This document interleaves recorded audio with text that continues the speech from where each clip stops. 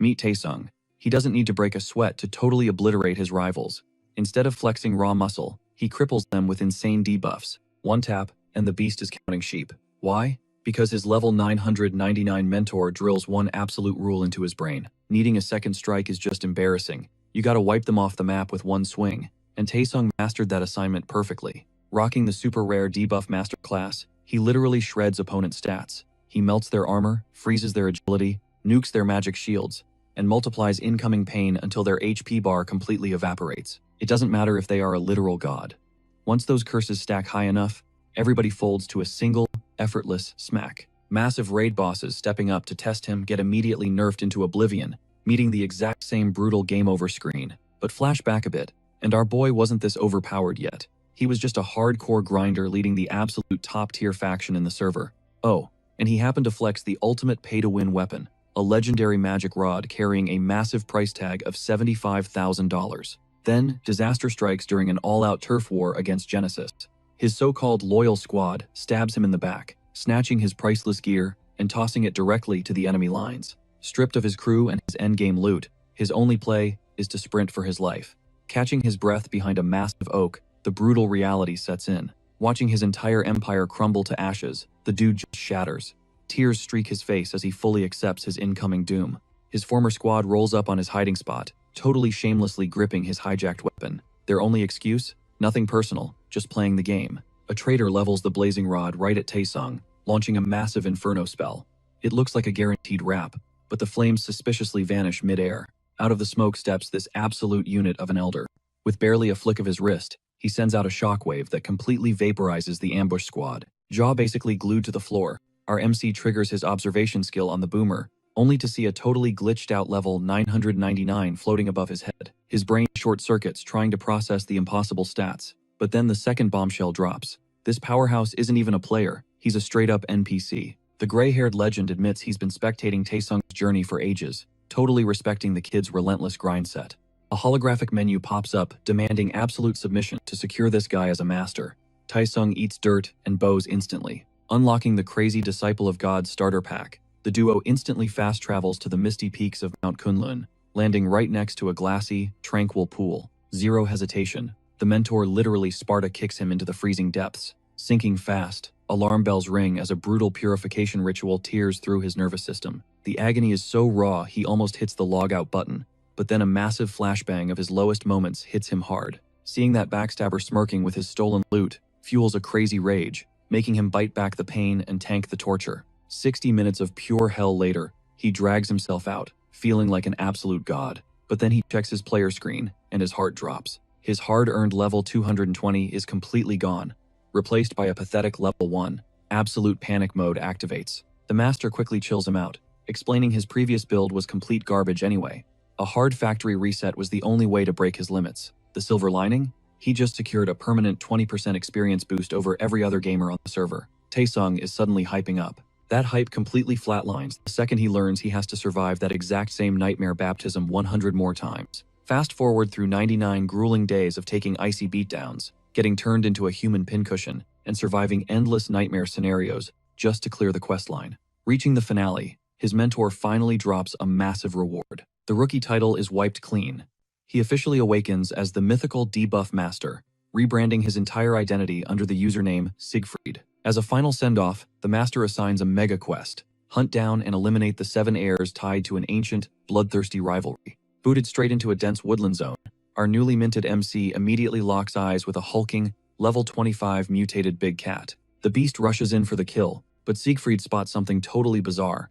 It's carrying a tiny, caged hamster between its fangs. Snatching up a jagged branch as an improvised blade, he delivers a brutal headshot. The damage text pops up, and it's a fat, embarrassing 0. Time for plan B. He spams his brand new curse skills, completely breaking the monster's armor. One follow-up swing, and the apex predator drops dead. The experience points skyrocket him from level 1 to 15 instantly. He pops open the cage, only for this fuzzy, overweight rodent to start aggressively roasting him. Having zero patience for a sassy furball, our guy just walks off. The rat instantly folds, crying for help right as the server glitches them into a permanent master pet contract. Now their progression is linked, meaning this little fluff will level up passively. Flexing his new authority, Siegfried decides on a pet name. He looks at this ancient, proud forest spirit and dubs it the absolute goofiest title ever, Ham Ham. The rodent absolutely loses its mind in protest. Waving off the rant, the MC tells his new sidekick to chill because they seriously need to grind for stats. Cut to a bustling guild hall in the main hub, where a gorgeous NPC front desk worker named Jericho hits him with the classic customer service smile, asking what he needs to get done. Leaning against the counter, he drops a simple request.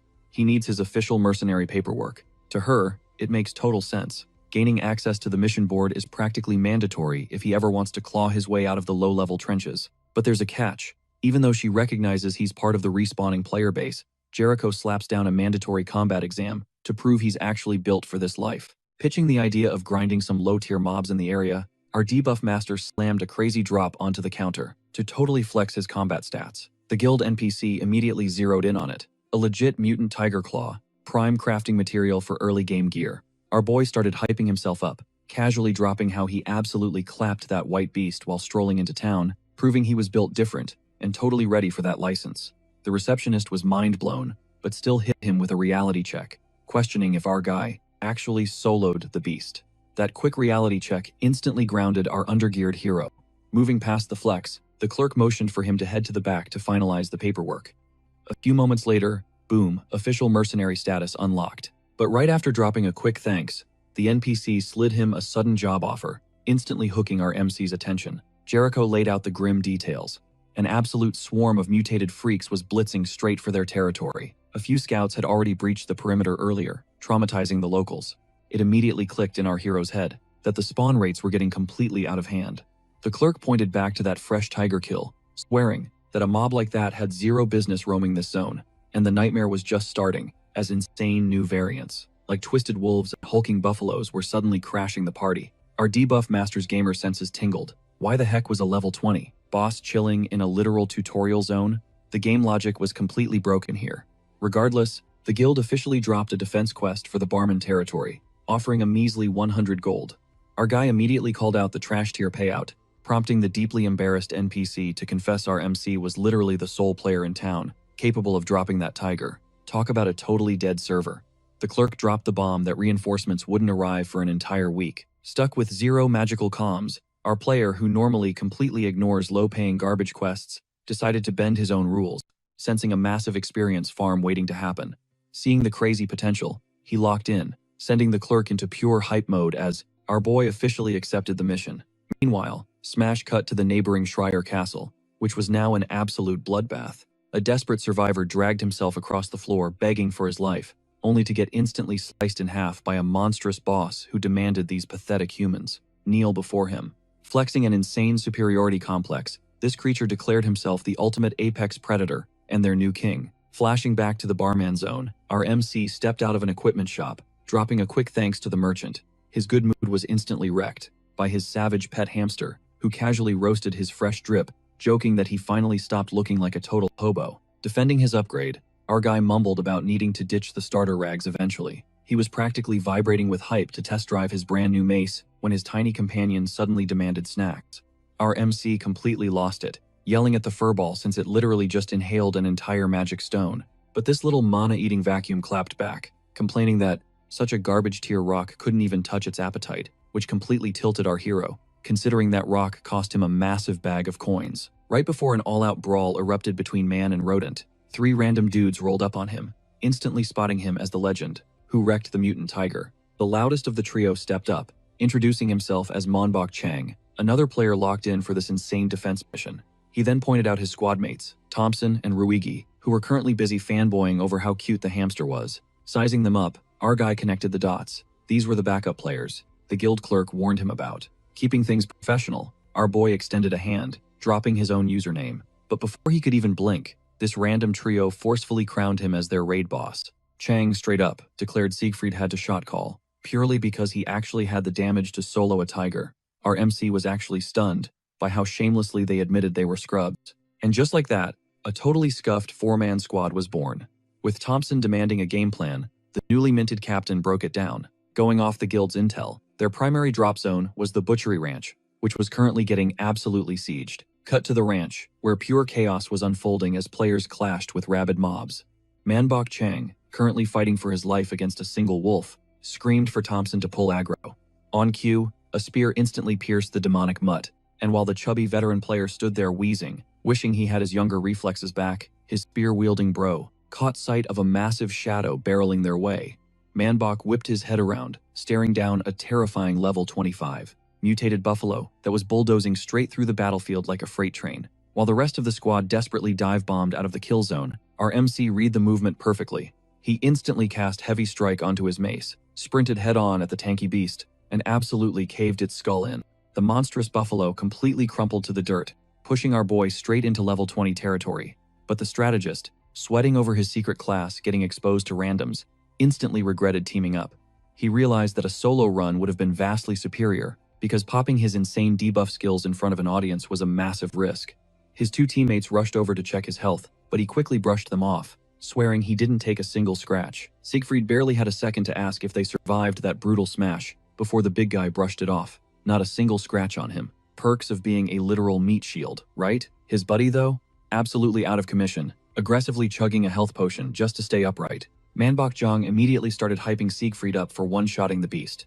Honestly, totally on brand for the guy who literally soloed a tiger. Our boy tried to play it cool, but the vibe suddenly shifted. A massive, eerie screech echoed out, commanding the horde to fall back into the deep woods. The tank started celebrating, convinced they just cleared the quest and secured the win. But Siegfried's instincts were screaming that something was way off. Mindless beasts do not just march in perfect synchronization. Someone, or something, was clearly pulling the strings from the shadows. Right on cue, the system hit him with a massive notification. A chain quest just dropped, demanding he uncover the dark secret behind this mutant hive mind. The grind was far from over. Without missing a beat, he told his squad to fall back to the safe zone at the barracks. He was going totally rogue to track the horde's movements. His party started stressing hard, but our main character shut down their worries instantly. His health bar was maxed out, making him the only one equipped for a stealth mission. Plus, his tiny furball companion puffed up its chest, swearing to protect him. The tank was speechless, while the potion-chugging buddy practically melted over the overwhelming cuteness of the little guy. Fast forward a bit, and Siegfried was deep in enemy territory. His gut feeling was dead on. The tracks were carved into the dirt in a single, massive trail. Connecting the dots, he realized this mutant army was gearing up to obliterate the territory right next door. But before he could process the sheer scale of the threat, his pet desperately tugged at him. The debuff master almost scolded the little dude for wandering off, but the furball frantically shook its head, gesturing wildly toward a massive, imposing shadow looming in the distance. It was none other than the legendary Schreier Castle. The place radiated pure, unsettling silence. But the second he nudged the heavy doors open, his jaw practically dropped to the floor. Hundreds of terrifying mutants were kneeling in total submission, and chilling on the throne, the infamous Gorgor. We are talking about the ultimate goblin lord, with insanely broken mind control powers. A legendary golden boss that spawns maybe once every couple hundred years. Siegfried froze, the horrifying reality clicking into place. This ultra-rare boss was the mastermind orchestrating the entire mutant invasion. His hamster squeaked, basically asking, "What is the play here, boss?" But Siegfried knew going in blindly was pure suicide. They had to ghost the area and hit the barracks, fast. Cutting back to the base camp, a high-ranking officer walked up, totally regretting not giving a proper handshake earlier. The bald titan introduced himself as Bullrich, the top dog of the Bierman forces. After Siegfried dropped his own name, the commander hyped him up, revealing that Jericho had already spilled the tea on his crazy feats. Bullrich wanted to chat more, but the vibes were way too intense. Time was ticking dangerously fast, so he skipped the small talk. He looked Siegfried dead in the eye, repeating the insane intel about the neighboring region getting absolutely overrun. He needed to know right then and there, were the goblins really the ones pulling the strings? Our boy did not sugarcoat it. He laid out the terrifying truth. This was not just a goblin mob. It was a singular, overpowered lord with mind control hacks who literally hijacked the local beasts to claim Schreier Castle. And guess what? Their Bierman territory was next on the chopping block. Panic instantly erupted. One soldier practically lost it, screaming that if this intel was legit, it was game over. A goblin lord would wipe the floor with them. Siegfried commanded them to sound the alarm and evacuate every single civilian, leaving the commander in a heavy, brooding silence. Breaking the tension, the tank jumped in, dropping a massive reality check. How on earth did a neighboring region fall without anyone here noticing a single thing? Bullrich sighed, exposing their biggest flaw. Both territories were totally off the grid, lacking the magical tech to send quick warning signals. They were basically flying blind. Siegfried quickly connected the remaining dots. The Bierman army was way too busy fighting off endless monster waves to even check their borders.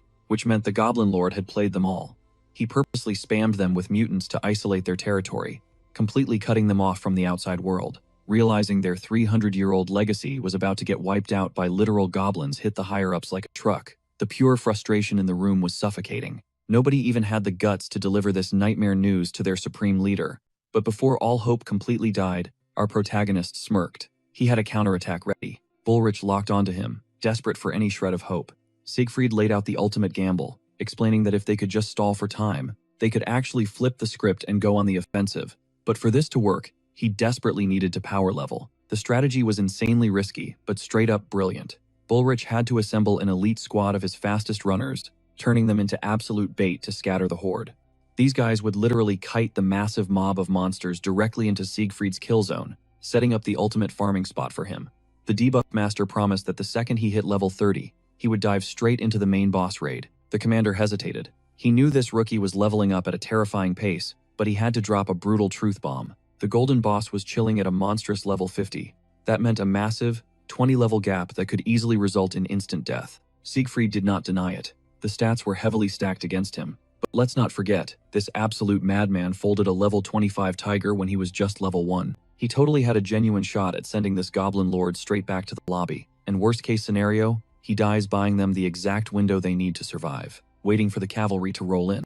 After a quick mental debate, the bald commander just shrugs and greenlights our boy's strategy. The second Siegfried bags a fresh quest to absolutely demolish the boss. His furry little sidekick speaks up. Siegfried instantly shoots him down, claiming his wallet is totally empty. The furball practically pops a vein, barking that this isn't about snacks, which definitely piques his master's curiosity. Our summoner is honestly low-key stunned that his pet sniffed out his massive secret, and now the fluffball is demanding answers. Flexing his ego, the tiny beast brags that top-tier spirits, like himself, pack insane observation stats. Caving in, the adventurer reveals that hitting level 30 unlocks a broken new ability, a skill called Supreme Contempt.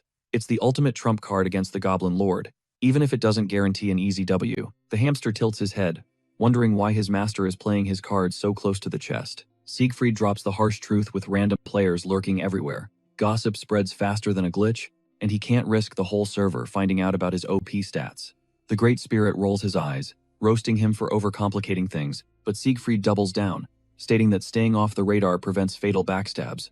Their chat gets cut short when the tanker chimes in, checking if they finished, hashing things out with the bald commander. Siegfried drops a quick, "My bad," for making himself the main character of this strategy, but the squad is totally on board. Calling it a night, the swordsman hits the logout button, but not before dragging our hero for hardcore no-lifing the game. Siegfried agrees it's time to touch some grass. As his party members vanish offline, the tiny furball looks up and asks if his master is finally logging out too. Siegfried nods, slipping the little guy some cash for a snack. The hamster practically vibrates with joy, suddenly realizing his master totally capped about being flat broke earlier. Cut to the real world, where the truth hits the fan. Yanked back into reality, the gamer climbs out of his busted capsule, wincing as a sharp pain shoots up his spine. His stomach is screaming for a meal, but remembering he's racing against the clock, he forces himself to just crash and sleep. Staring at the ceiling, the absolute chaos of the past few days hits him. Beamer got completely wiped off the map, turning him into a literal fugitive. He replays that insane moment he snagged a secret class, right after bumping into Deus, and how the massive burden of protecting Beamer now rests entirely on his shoulders. Honestly, he originally dove into Brave New World just to secure the bag and dish out some sweet revenge. But now, he's genuinely hooked. A tiny smile creeps up his face, his inner child is thriving. Pumping himself up, he ditches the whole get some rest idea, desperate to dive back into the grind. Missing his virtual sidekick, he completely scraps his bedtime and gears up to grind out some serious levels before the final boss brawl. Suddenly, a heavy knock echoes through the apartment, with a voice demanding his exact name.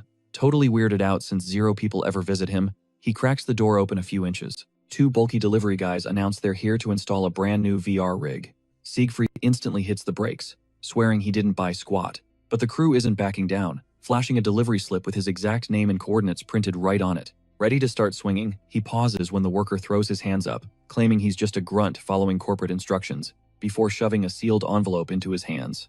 The letter inside casually congratulates him for cracking code 007, making everything click. This is about his legendary debuff master title. The forum gossip wasn't capping after all. Players with secret classes actually rake in massive real-world perks. It dawns on him that the developers at Hive literally just sponsored his setup. The dude's entire vibe shifts from defensive to hyped as he swings the door wide open, rolling out the red carpet and offering the guys cold drinks. The workers are totally thrown off by the instant mood swap. Meanwhile, lurking in the shadows outside, a shady dude in a suit is stalking the whole interaction. This Mr. Lee gets a quick good job from his boss for verifying the super rig is safely sitting in our boy's living room. When the underling questions why, the company is just dropping an insanely pricey VR tank on a total random. The big boss totally stumbles over his words. He covers it up by claiming a weird brotherhood with the kid, since they both rock a secret job class. Back inside, Siegfried recognizes this insane machine from flashy TV ads starring the Genesis Guildmaster. It's the Ogre model, a luxury, top-tier gaming rig, so notoriously expensive that normal players don't even let themselves dream about it. And now, this absolute beast of a machine is sitting dead center in his apartment. He's basically drooling over the sleek tech, brain still melting over the fact that Hive gifted him gear that easily costs tens of thousands of dollars, even secondhand, all for unlocking code 007. Hyped beyond belief, the hero kicks his nap schedule out the window to take this bad boy for a test drive. The moment he logs in, the insane comfort level completely bodies his trash old rig, hitting him with graphics so crisp it makes real life look blurry. His in-game senses are dialed up to 11, letting him actually feel the scorching heat and crackling flames in the air. But just as he's processing, realizing his senses were totally glitching out, curiosity got the best of him.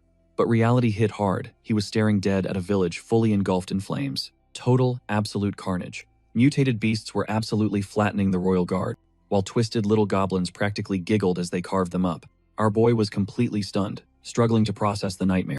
Suddenly, a desperate shriek ripped through the chaos. It wasn't a person, but his furry sidekick. The little guy was sprinting for his absolute life, legs turning to jelly with a rabid mutant wolf hot on his tail. The furball wailed that a majestic, divine beast like himself refused to go out like an appetizer. But just as those jaws snapped shut for a midnight snack, bam! Siegfried crashed the party, bringing his heavy mace straight down onto the mutt's skull. The tiny furball froze, utterly shell-shocked, seeing that his boss actually showed up. Siegfried leaned in to make sure his pet was breathing, but the little guy instantly rocketed straight into his face, screeching about how his master was chilling in the real world, while he was out here becoming dog food. Siegfried ignored the rant, demanding a quick sit rep. The hamster practically spat back that the math was obvious. The exact millisecond the player base logged off, that massive goblin lord and his entire freak show army blitzed the settlement. And honestly, their raw power was absolutely insane, meaning the local NPC guards never stood a ghost of a chance. Hearing this cowardly strategy completely set Siegfried off, launching a raid while everyone was away from keyboard. Super cheap. Then it hit him like a freight train. He was literally the only active user left on the entire map. The furious furball nodded, yelling that this solo status was exactly why they were doomed. But instead of panicking, our guy just smirked, calling it an absolute win. No witnesses meant no holding back. The hamster's blood ran cold, instantly realizing his crazy boss was about to drag him into the madness. Cut back to the front lines. A grimy goblin happily licked fresh crimson off his jagged blade, his entire squad practically foaming at the mouth for more carnage. They completely boxed in the remaining guards, who were sweating bullets trying to shield the terrified civilians huddled behind them. Then, a guard captain's stomach dropped. They were utterly trapped, and with half the townspeople still stuck inside the walls, he had zero escape routes against this massive swarm. Watching this hopeless standoff from afar just seriously ticked Han off. Right when the captain braced for the ultimate game over, watching a feral goblin lunge with a massive meat cleaver, then, boom, a massive mace flew out of nowhere, absolutely shattering the monster's skull. The guard's jaw hit the dirt. In a flash, a dark blur bolted past and snatched the weapon right out of the air. It was our boy Han, glowing with intense energy as he triggered his heavy strike ability, before brutalizing the twitching goblin one more time for good measure. The stunned guard instantly realized who this absolute unit was. Then, Siegfried didn't waste time, bluntly stating he understood the assignment. He ordered the troops to evacuate the innocents immediately, while he personally took out the trash. But the proud captain hesitated, arguing that letting a hired blade fight alone was totally messed up, or so he thought. The NPC was left utterly speechless as the young man just smiled, thanked him for the vibe check, and instantly popped his 2 nerfing auras. Dark energy rippled outward, drastically crippling every monster in the zone. Taesung Han coolly glanced back, declaring he preferred to handle his business as a lone wolf. The rookies looked totally lost, but the captain got the message loud and clear. So with that being said, tossing over a heavy belt packed with healing potions, the guard offered his only support, earning a solid nod of respect from our hero. The captain muttered that dumping this nightmare on a freelancer completely shattered his pride as a soldier. Yet, he swallowed his ego and prioritized survival. Watching them retreat, Taesung figured nobody was around to snitch. If the game's NPCs caught a glimpse of his god-tier stats, suddenly, his danger senses spiked to max. He yanked his mace up, barely parrying the vicious jaws of a leaping mutant wolf. Without missing a beat, a sneaky goblin tried to third-party him and swing a rusty shiv at his ribs. But Han simply kicked the wolf away and casually sidestepped the fatal swipe like it was nothing. Seeing these mobs relentlessly lock onto him, the debuff master smirked, realizing his toxic aura was acting like a massive aggro magnet. The green gremlin started wildly swinging combos, but our boy just laughed, utterly roasting the monster's garbage footwork before mocking the creature, telling it that running for the hills the second those auras dropped was its only winning play. Honestly, this was tutorial-level stuff for him. He brutally palmed the goblin's ugly face and spiked it straight into the pavement, bragging that he could wipe this floor even without his cheat skills. In that exact moment, a massive realization hit him on exactly why his shiny new armor drained his wallet. His spatial awareness was off the charts compared to his trash-tier old equipment. Combine that pay-to-win gear with the insane reflex training he survived under Deus, and the protagonist felt absolutely untouchable. As he mercilessly carved through the mob, he had a major epiphany. This was the ultimate secret of pay-to-win whales. They had been cruising on easy mode using top-tier legendary gear from day one. Fired up by this revelation, Han flawlessly comboed 3 brutal heavy strikes in a row, finally dinging level 22. But looking at his stat screen, he groaned. Despite the mountain of corpses, the experience bar barely moved, proving that the high-level grind was an absolute nightmare after level 20. His thoughts were violently interrupted when his hamster sprinted back into view, screaming absolute murder, with a literal tidal wave of monsters chasing right behind him. Sprinting for his life, lungs burning, the little guy screamed at his boss, asking if they had hit the magic number yet. But our main guy, he was completely locked in. He literally could not care less about the insane grind to level up. The mission was dead simple. Obliterate every single monster in his path. Boom. Skills activated. A split second later, Gorgon sensed some totally obnoxious energy crashing the party from the outside. Absolute pandemonium broke loose. Crushing a dude under his heavy boot, Gorgon scoffed, calling this newcomer a low-level pest, but one that could seriously level up into a massive headache if they let him cook. Then, the beast dropped a bombshell. This new arrival hit totally different from the mob he just wiped the floor with. Bleeding out on the ground, the battered commander put 2 and 2 together. The mystery powerhouse?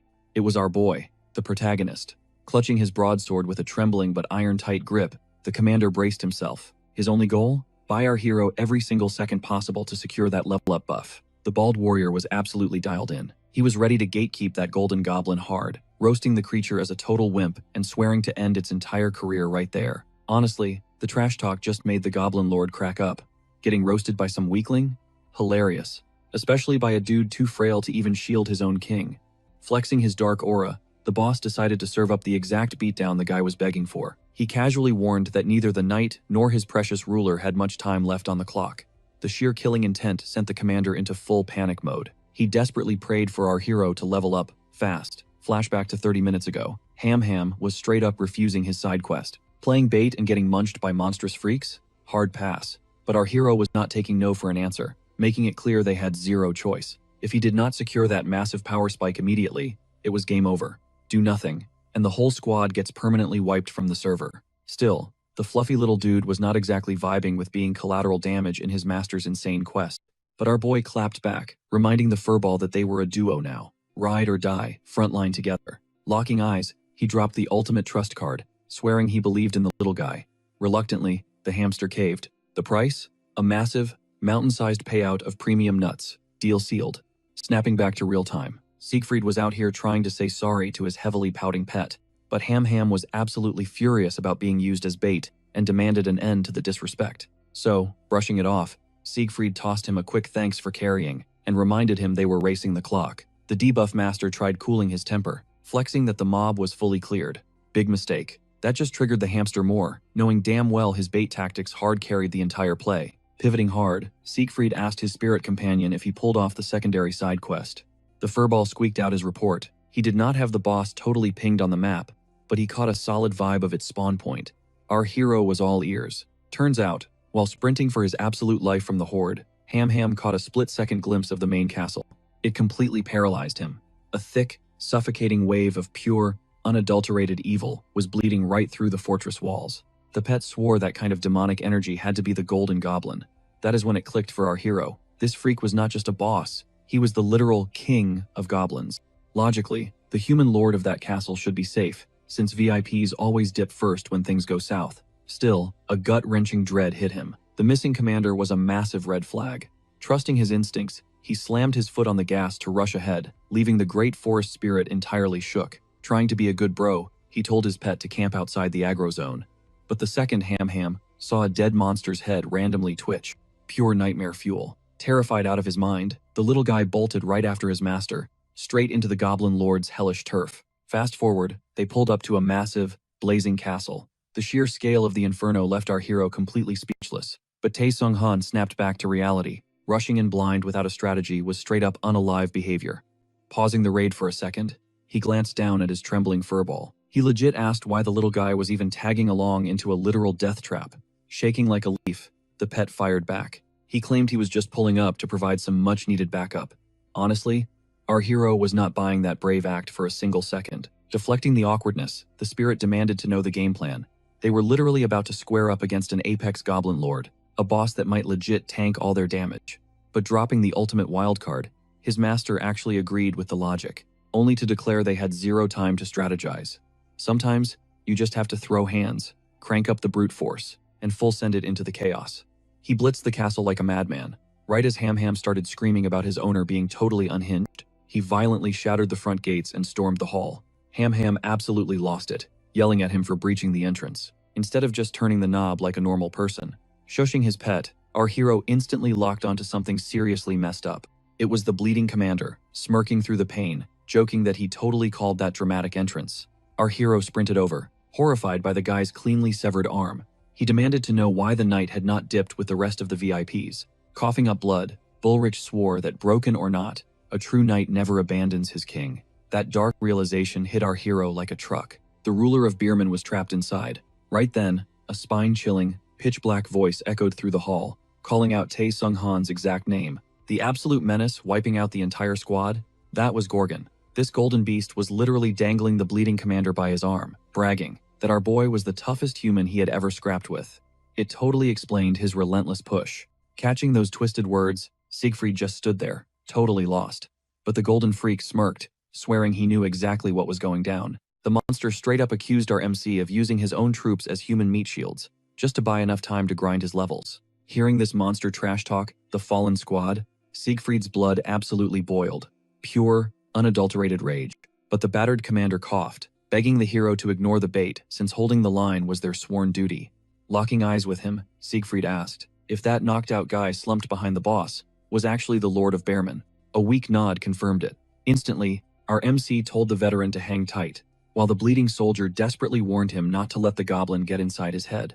Gorgon just laughed, totally convinced that crushing guilt had already shattered the human's mental state completely. Watching Siegfried literally put his weapon away, the boss lunged in for the instant kill, loudly declaring that this exact weakness was exactly why humanity was always catching back-to-back losses. But, plot twist, the debuff master instantly triggered his speed restriction skill. The monster's momentum completely tanked. In a blink, Gorgon was just violently slicing through dead air. The Goblin Lord froze, suddenly paranoid that he had just walked straight into a massive trap since his target had completely vanished. Out of nowhere, the debuff master's voice pierced the silence, coldly commanding the beast to drop the soldier's arm. That insane level of disrespect completely triggered the Goblin King. He rushed our boy, absolutely fuming that a puny human dared to boss him around, while casually carrying the unconscious lord. But our guy was way too clean with it, launching the giant boss airborne with one brutal kick. Right then, the beast finally felt the main character's raw pressure. At first, he assumed the human had popped a crazy speed buff, but quickly tossed that theory out the window. The horrible truth? Invisible chains were literally dragging his own movements down to an absolute crawl. Completely tilted, the golden giant roared, demanding to know what kind of sorcery this was. Seeing the boss panic actually made Siegfried realize that his debuff was insanely overpowered. Without breaking a sweat, the adventurer casually tossed the commander his severed arm back, figuring a dead limb was way safer with its owner than inside a goblin's filthy claws.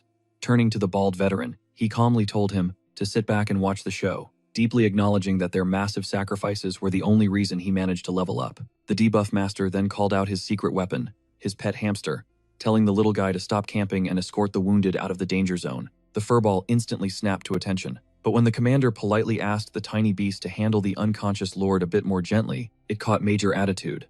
Anyway, with the casualties finally safely out of the blast radius, only one objective remained. It was time to absolutely shred the goblin lord, who was practically foaming at the mouth to butcher our boy. With zero distractions left on the entire battlefield, Siegfried cracked a cold smile, fully ready to enjoy tearing this arrogant boss apart.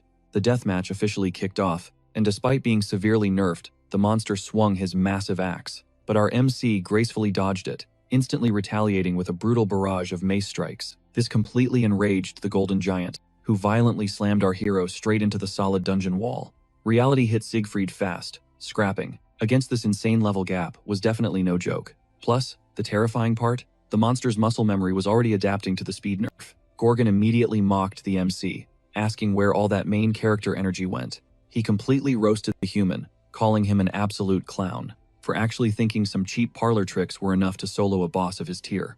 And right while the giant goblin kept yapping about torturing our boy and painfully ripping him apart piece by piece, the adventurer had to swallow a bitter pill. His speed restriction was definitely clutch, but at the end of the day, it was literally just a support skill. Siegfried was painfully aware that his raw base stats were way too low to chain it with any heavy-hitting combo attacks. He seriously regretted holding onto his ultimate move for so long. For a split second, he actually considered just dropping the debuff altogether, but instantly scrapped that thought, holding out for a perfect window to strike. Full sending it, he dashed straight at the monster, who smirked, genuinely thinking the human was dumb enough to engage in hand-to-hand combat. Still, the boss stayed super paranoid about another potential trap. Boom! The David and Goliath clash completely shook the room. The Golden Goblin absolutely reveled in watching the human struggle and suffer, raining down heavy, bone-crushing blows. The beast actually taunted the MC to dodge faster, bragging that without his little gimmicks, the human was absolute trash.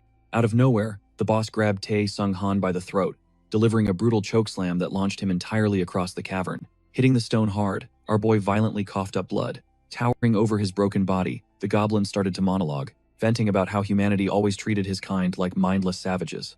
And honestly, he couldn't even argue, since pure weakness was literally baked into their DNA from day one. But this golden mutant absolutely refused to accept that tragic fate.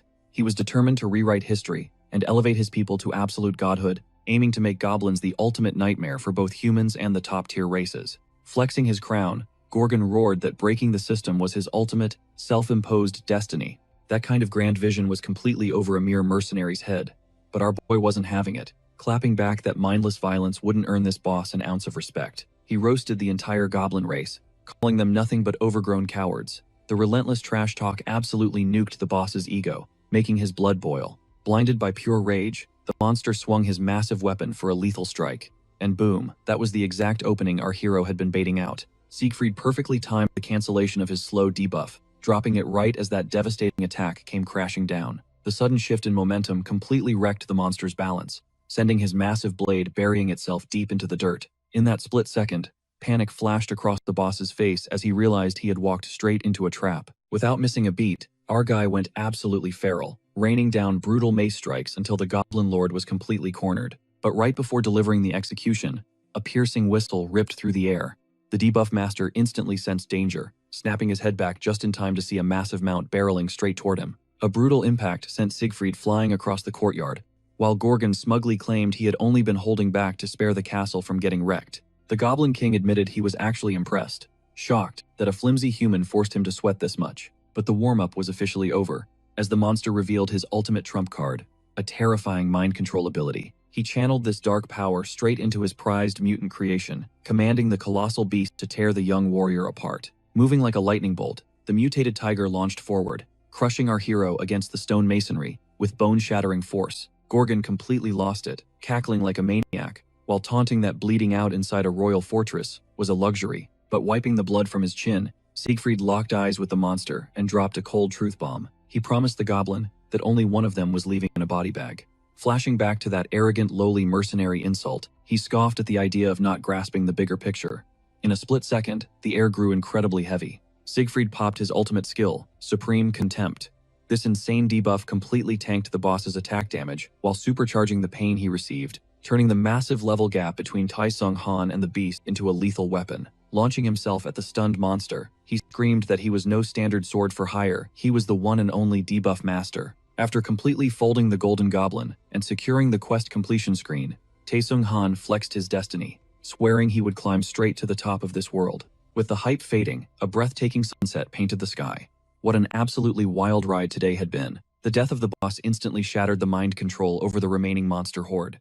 Down in the ruins, Manbokjang casually slapped a confused grunt upside the head, finally realizing that the absolute madman actually cleared the impossible quest. With the goblin threat fully wiped off the map, the survivors rallied together, shrugging off their scrapes to start rebuilding their shattered home. Cut to the military camp, where our exhausted guy was absolutely chugging a health potion, like a college kid crushing an energy drink. Watching his hit points refill brought a massive grin to his face, drawing weird stares as he yelled that an ice-cold potion hits different after carrying a boss fight. Internally, he was still buzzing over the fact that he managed to solo a golden-tier enemy. But the reality check hit hard if his mana bar had been completely dry for that final ultimate cast. That oversized monster would have turned him into a floor mat. That specific skill, feeding purely off level gaps, absolutely outclassed every other nerf in his arsenal. Given the agonizingly long cooldown timer, he swore to keep it as an emergency panic button. Just as he was stressing about how his broken abilities were basically public knowledge now, a familiar face walked up to check on his battle scars. It was none other than the bald commander, now rocking an empty sleeve. Bullrich immediately hyped up the young warrior's insane resilience, noticing the color already returning to his face. When asked if he wanted to sleep it off, the tough veteran shrugged, saying he was losing his mind sitting around, and that the local ruler ordered him to escort our hero straight to the royal chambers. This instantly made Siegfried question the ruler's status, considering the guy looked practically dead a few hours ago. Bullrich flashed a grin, revealing that his master somehow pulled through, entirely thanks to the main character stepping up, and was actually bouncing back pretty fast. Chuckling deeply, the commander bragged about his master having the iron constitution of a frontline brawler. Siegfried raised an eyebrow, remembering a very frail-looking dude, before his eyes drifted down to the pinned-up fabric where the veteran's arm used to hang. Guilt washed over Taesung Han, and he quickly apologized, blaming himself for showing up too late to save the limb. But the bald beast of a man immediately cut him off. He felt absolutely zero regret, insisting that this kid's epic clutch was the only reason their territory wasn't a smoking crater, making a single missing arm a super cheap price for peace. Calling him out as a totally legendary knight, the debuff master actually made the hardened soldier blush. Eager to change the subject, Bullrich urged him to hustle, since the VIPs were anxiously waiting. Pushing open the massive fortress doors, they were instantly greeted by a heavily shaking Baron Bergman. The Lord locked eyes with our MC, instantly recognizing the absolute legend who just dragged his entire territory back from the brink of destruction. Honestly, our guy was just hyped to see the old man breathing. He dropped his name Siegfried, and you could literally see the awe wash over the noble's face. Wanting to flex his massive gratitude, the Baron went straight for a deep bow, but our hero immediately waved it off, basically telling him to chill. Crack! Out of nowhere, a vicious spasm wrecked the old guy's back, sending him crumbling to the floor while his guards absolutely panicked. Watching this pathetic scene unfold, Siegfried raised an eyebrow, low-key remembering how the commander hyped up the Baron's so-called ironclad health. Scrambling to save face, the Lord muttered a quick apology about his lingering injuries, pivoting right back to showering our boy with endless praise. Keeping it totally humble, Siegfried brushed off the hype, claiming he was just a hired gun securing the bag, and definitely didn't deserve all this glazing. But the Baron wasn't having any of that false modesty, shutting him down by pointing out how he literally snatched Bierman from the jaws of death. Our MC threw his own life on the line, single-handedly ripping their peaceful sanctuary straight out of those filthy goblin claws. Boom.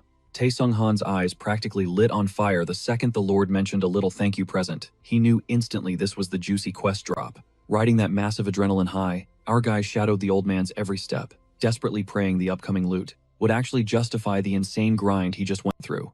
Stepping deep into the castle guts, the hero suddenly froze, recognizing the exact room where he absolutely brawled that Gorgon, completely stunned by its insanely massive scale.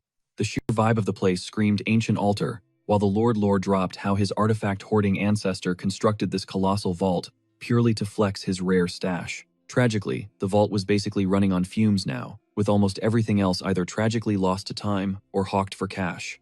And with that heavy history out of the way, the noble handed over the absolute final treasure worth a damn in this entire room. Snapping the box open, our MC's jaw literally dropped to the floor, staring dead at a legendary golden ticket for the Mercedes Atelier.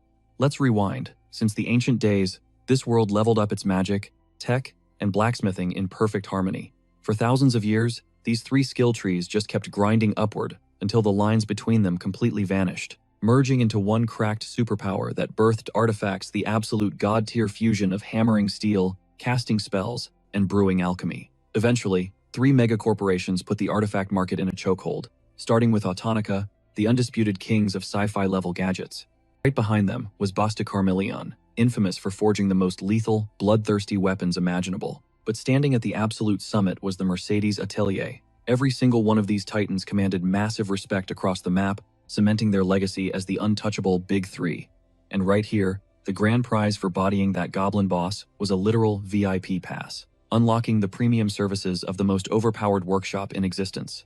Reading the fine print, our boy realized this crazy slip of paper guaranteed 12 flawless upgrades on any gear, totally bypassing level caps, leaving him completely utterly spellbound. We are talking about an item that easily smashes past the 1,000 gold mark.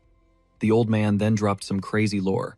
700 years ago, a struggling starter-level Mercedes was bleeding cash fast, forcing them to hustle these passes for 1,000 gold just to keep the lights on. Honestly, back in that era, dropping that kind of coin on a no-name startup was an insanely risky gamble. But out of nowhere, an absolute Chad stepped up and completely wiped out their financial nightmare.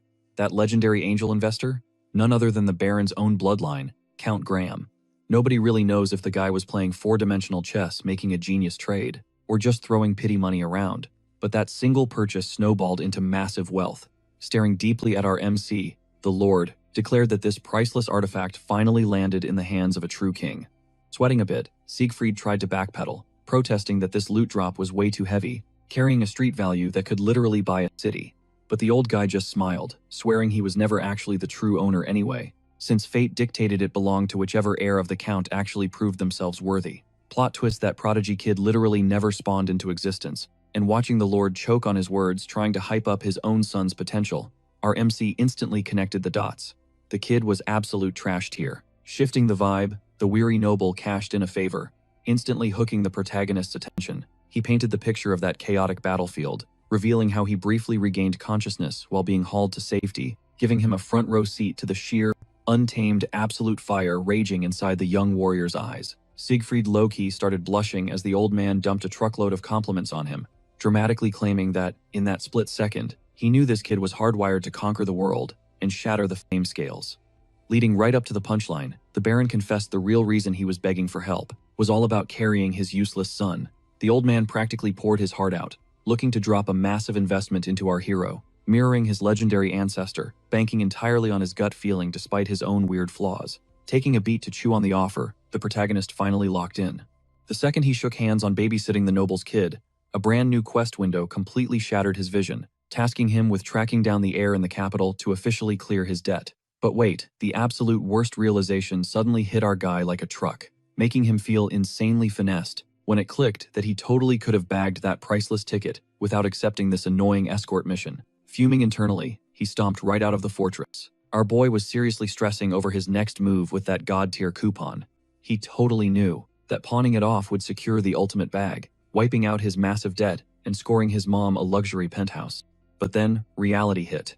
He could vividly picture his master absolutely tweaking, screaming at him for being a total bot before literally beating the stupidity out of him. So, he chose to stash the ticket for the long game, figuring he could grind for cash elsewhere. Suddenly, Siegfried realized his furball was completely missing in action, having ghosted him all day. The hero practically prayed his pet wasn't cooking up some sketchy side hustle again. Cut to the great forest spirit, literally throwing it back. The fuzzy menace was shaking its belly for a crowd, hyping them up for validation. While the adventurers were hardcore simping over its absolute cuteness, the spirit made it crystal clear. This wasn't charity work. Getting the hint, someone tossed the little guy an acorn as payment. Absolutely high on the hype, the creature plotted an encore, deciding to mercilessly mock its clueless owner, only to freeze when it spotted the sad loser standing right behind it. Taesung Han immediately flamed the furball for having zero shame, calling out how it was literally shaking down fans for snacks. The hamster clapped back, blaming its owner's broke lifestyle. But right as they bickered over how the spirit was supposed to munch on monostones instead of acorns, Manbok Jang rolled up, breathless from hunting him down. Playing it cool, our hero casually mentioned he had a VIP meeting booked inside the castle. The heavyweight gamer complained about still waiting on his loot drop. Siegfried flexed that he was currently on his way to secure the bag, while his buddy bragged that this was his most massive payout ever. throwing shade at their teammate who rage quit early. Even so, Tae-sung-han kept his mouth shut. No way was he ruining the dude's vibe by dropping the bomb that he'd scored the ultimate workshop ticket. Inside, the receptionist's face instantly lit up, totally relieved to see our protagonist walking in one piece. He confessed he only survived thanks to the hero's absolute carry, though he moaned about the guild's wrecked headquarters that would require an astronomical budget to fix. Regardless, Jericho slid over the promised bounty. A whopping 5,000 gold coins. Siegfried snatched up the cash with heavy gratitude, tossing out a quick apology for totally trashing the place. Catching onto the vibe, the receptionist figured the Lord had definitely hooked our boy up with some secret VIP loot and hit him with a wink, swearing to take the secret to his grave, a total bro move. With the tension cleared, Siegfried dropped a heavy question on the NPC, instantly grabbing his attention. The absolute menace of a goblin slayer demanded the exact coordinates for the Golden Goblin's corpse. Jericho spilled the tea, revealing it was dumped by the Lake of the Blue Moon. The dude explained how the Lord literally impaled the goblin boss on a spike, a brutal flex to terrify any deserters. As Jericho shivered over the gruesome details, our boy had a massive realization. The boomer in charge was way more savage than he originally thought. Bag secured and quest cleared, Siegfried prepared to dip from the territory, looking back on his insane speedrun. He'd leveled up like crazy, making him seriously question if Deus had orchestrated this whole grind. Either way, he had mad respect for his mentor, acknowledging that this starter zone experience was totally cracked. Suddenly, a suffocating aura crashed over the block. A booming voice roared for its student, demanding to know if he was hiding inside, hitting a pitch so piercing it practically shattered Siegfried's eardrums. Wincing from the absolute sonic attack, which left his ears ringing, Siegfried clocked that this insane screaming felt weirdly familiar. He genuinely thought his lunatic master was waiting out front. A massive mob had already swarmed the streets, totally shook by the NPC's terrifying flex. Pushing his way to the front row, Siegfried froze. The boomer standing there? Definitely not Deus. The imposing swordsman locked eyes with our boy and dramatically announced he had finally tracked down his disciple. Completely thrown off, Siegfried asked if the guy was actually talking to him, getting an instant nod. The furball immediately panicked, assuming this absolute unit was Siegfried's hardcore mentor. Our hero denied it, but he couldn't ignore the insane pressure radiating off the dude. Popping his rune of insight, his jaw literally hit the floor. He was staring at the level 361 living legend, Wethegus, the Sword Emperor, and a core member of the Stellar Five. Catching the kid's massive shock, the veteran smirked, soaking in the clout. He proudly introduced himself as the absolute god of the single-edged blade, the man who slices through reality itself. Dropping his name, he flexed his title as the undisputed goat of the Stellar Five, unleashing a tidal wave of suffocating aura. Now, Siegfried knew the deep lore. This squad consisted of 5 god-tier combatants, absolute menaces feared across the entire continent. Every single one was a masterclass threat. Tae-sung-han was completely mind-blown at finding a level 361 gigachad chilling in this trash-tier town. But then again, he remembered stumbling upon his own level 999 cheat code of a master. Deep in the forest, dude was totally banking on this isolated spot to spawn some ridiculously overpowered NPCs. Boom! This random old guy just spawns right in his face, practically giving our hero a heart attack before he could even ask why the geezer was already claiming him as a disciple. The Sword Emperor flexed hard, basically dropping the "because I said so" logic. Wibigas totally read our guy as a clueless noob, completely blind to how the world actually works. So, he launches into this massive ego trip, hyping up his own legendary status and the insane power of the Stellar Five. But our boy just cuts him right off. No lore dump needed here. He casually rattles off exactly how totally busted that entire squad really was, leaving the old master absolutely seething, because the kid didn't even flinch. Tae-sung-han drops the polite rejection, casually mentioning he's already taken by another mentor. But catching that drift, the Sword Emperor could not have cared less. He literally tells the kid to just ghost his current master and upgrade to him instead. That blatantly toxic move absolutely triggered our protagonist. Siegfried immediately stepped up, demanding the boomer show some basic respect, boldly stating their teacher could easily wipe the floor with him. This immediately made Wiebgas assume they repped the Sovereign Three. Nope. The hero doubles down, swearing his master was on a completely different level, easily dwarfing even those 3 absolute units who already outranked the 5s. Naturally, the Sword Emperor scoffed at the sheer idea of some literal god of destruction running around. Cue the flashback. After grinding non-stop for decades upon decades, this 120-year-old legend finally hit the absolute peak, claiming the master title. But instead of pure hype, just a massive, hollow emptiness. Total radio silence in his soul. He was completely clueless as to why maxing out his ultimate lifelong dream felt like absolute garbage. Then, the light bulb went off. He casually spotted a veteran blade master nearby, patiently breaking down techniques for his rookie apprentice. Watching that dynamic, the century-plus powerhouse finally had his eureka moment. He desperately needed a prodigy of his own. Wybgas knew he had to pass down his god-tier, flawlessly refined combat arts before his time ran out, making sure his legacy wouldn't just vanish into the dirt. So, he kicked off a massive continent-wide manhunt for the perfect successor. He had plenty of options, sure, but it was a complete circus. Some were walking red flags, while others already looked like they had one foot in the grave. Panic started setting in hard. Forging a rookie took a solid 20 years of hardcore grinding. Factoring in his triple-digit age, the Grim Reaper was literally on his tail. Suddenly, it hit the elder he had completely skipped over the Bierman region. Back in the present, he laid it all out. He had his motives for stepping onto this turf, and the exact second he locked eyes with our boy, it was game over. He instantly knew this kid was the chosen one meant to carry his legacy. But honestly, even after sitting through that whole sob story, the kid hit him with a flat, hard pass. Cornered, the old man dropped his ultimate trap card, proposing a high-stakes challenge right then and there. Realizing that yapping wasn't going to save him, our hero actually got seriously curious. Running from a boss-level threat like this was literally impossible. Plus, the system literally slapped him with a shiny new quest prompt. The bottom line? He had absolute zero choice but to play along. He asked for the rules, and Wybgas kept it brain-dead simple. All the challenger had to do was land a single, solid hit. Seriously. According to the grandpa, claiming victory meant just barely scratching his HP bar. Even a literal paper cut would secure the win. The kid could use absolutely any move in his entire arsenal.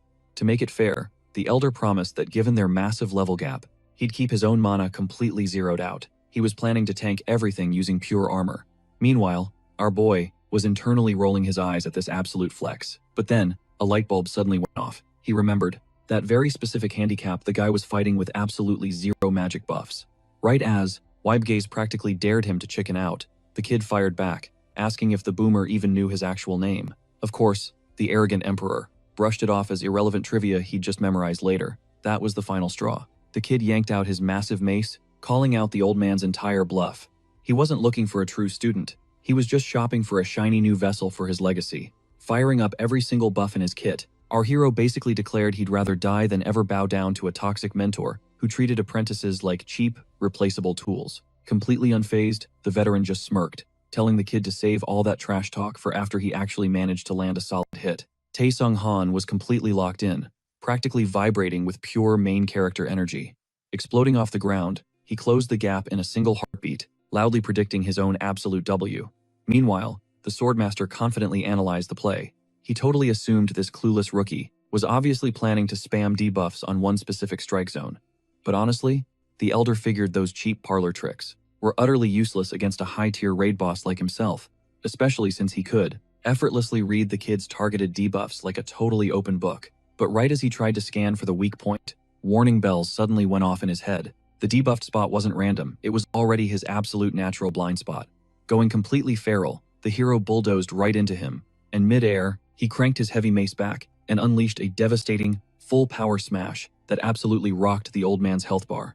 The violent impact ripped through the air, triggering a massive shockwave. Spectators were literally left with ringing ears, completely mind-blown as their brains utterly failed to process the insane glitch in the Matrix they had just witnessed. Cut to the big guy on the sidelines. The NPC couldn't stop hyping up our boy's insane combat skills, totally mind-blown over how he completely wiped the floor with the Goblin Lord. And that was despite rocking a seriously trash-tier level. Suddenly, Jericho spotted something chilling, forcing everyone to look at a Stellar 5 heavyweight who had literally died, frozen dead on his feet. Seeing this, our absolute unit of a hero got his answer, putting together that even the most hyped grandmasters still had a massive weak spot when it came to their internal organs. Brushing off the flex, he casually noted that this brutal takedown would serve as a permanent wake-up call against pulling off dumb stunts like this ever again. When the loot drop was brought up, reality hit the apprentice he had actually clutched the win. Honestly though, Taesung Han just prayed his grand prize was permanently ghosting this annoying geezer. Shaking off the dust, his tiny furball companion squeaked out, asking what the heck just went down. Our guy immediately checked on his little buddy, who complained about a massive migraine from the old man's cheap shot, a wine that actually gave his owner a huge wave of relief. Knowing they pushed their luck, the warrior whispered that they needed to dip before the psycho swordsman snapped back to consciousness. But wait, he totally forgot his original side quest before this whole crazy showdown happened. So Ham chimed in to remind him about the Golden Goblin. Our hustler instantly remembered he needed to harvest the creature's blood before it completely spoiled, aiming to secure a massive bag at the market. Wasting zero time, the duo hit the road. Flashing back 30 years, a monstrous level, 500 python once spawned in the McKellen Kingdom's Sahoka, ruins a legendary grinding spot for adventurers, sitting anywhere between level 40 and 60. Right next door stood a massive guild hub, completely packed with gamers spamming the chat for new squadmates. Meanwhile, the high-tier veterans were busy selling carry runs for cold hard cash. Hidden in this chaotic crowd was a super-stressed, brunette player desperately hunting for a reliable party member.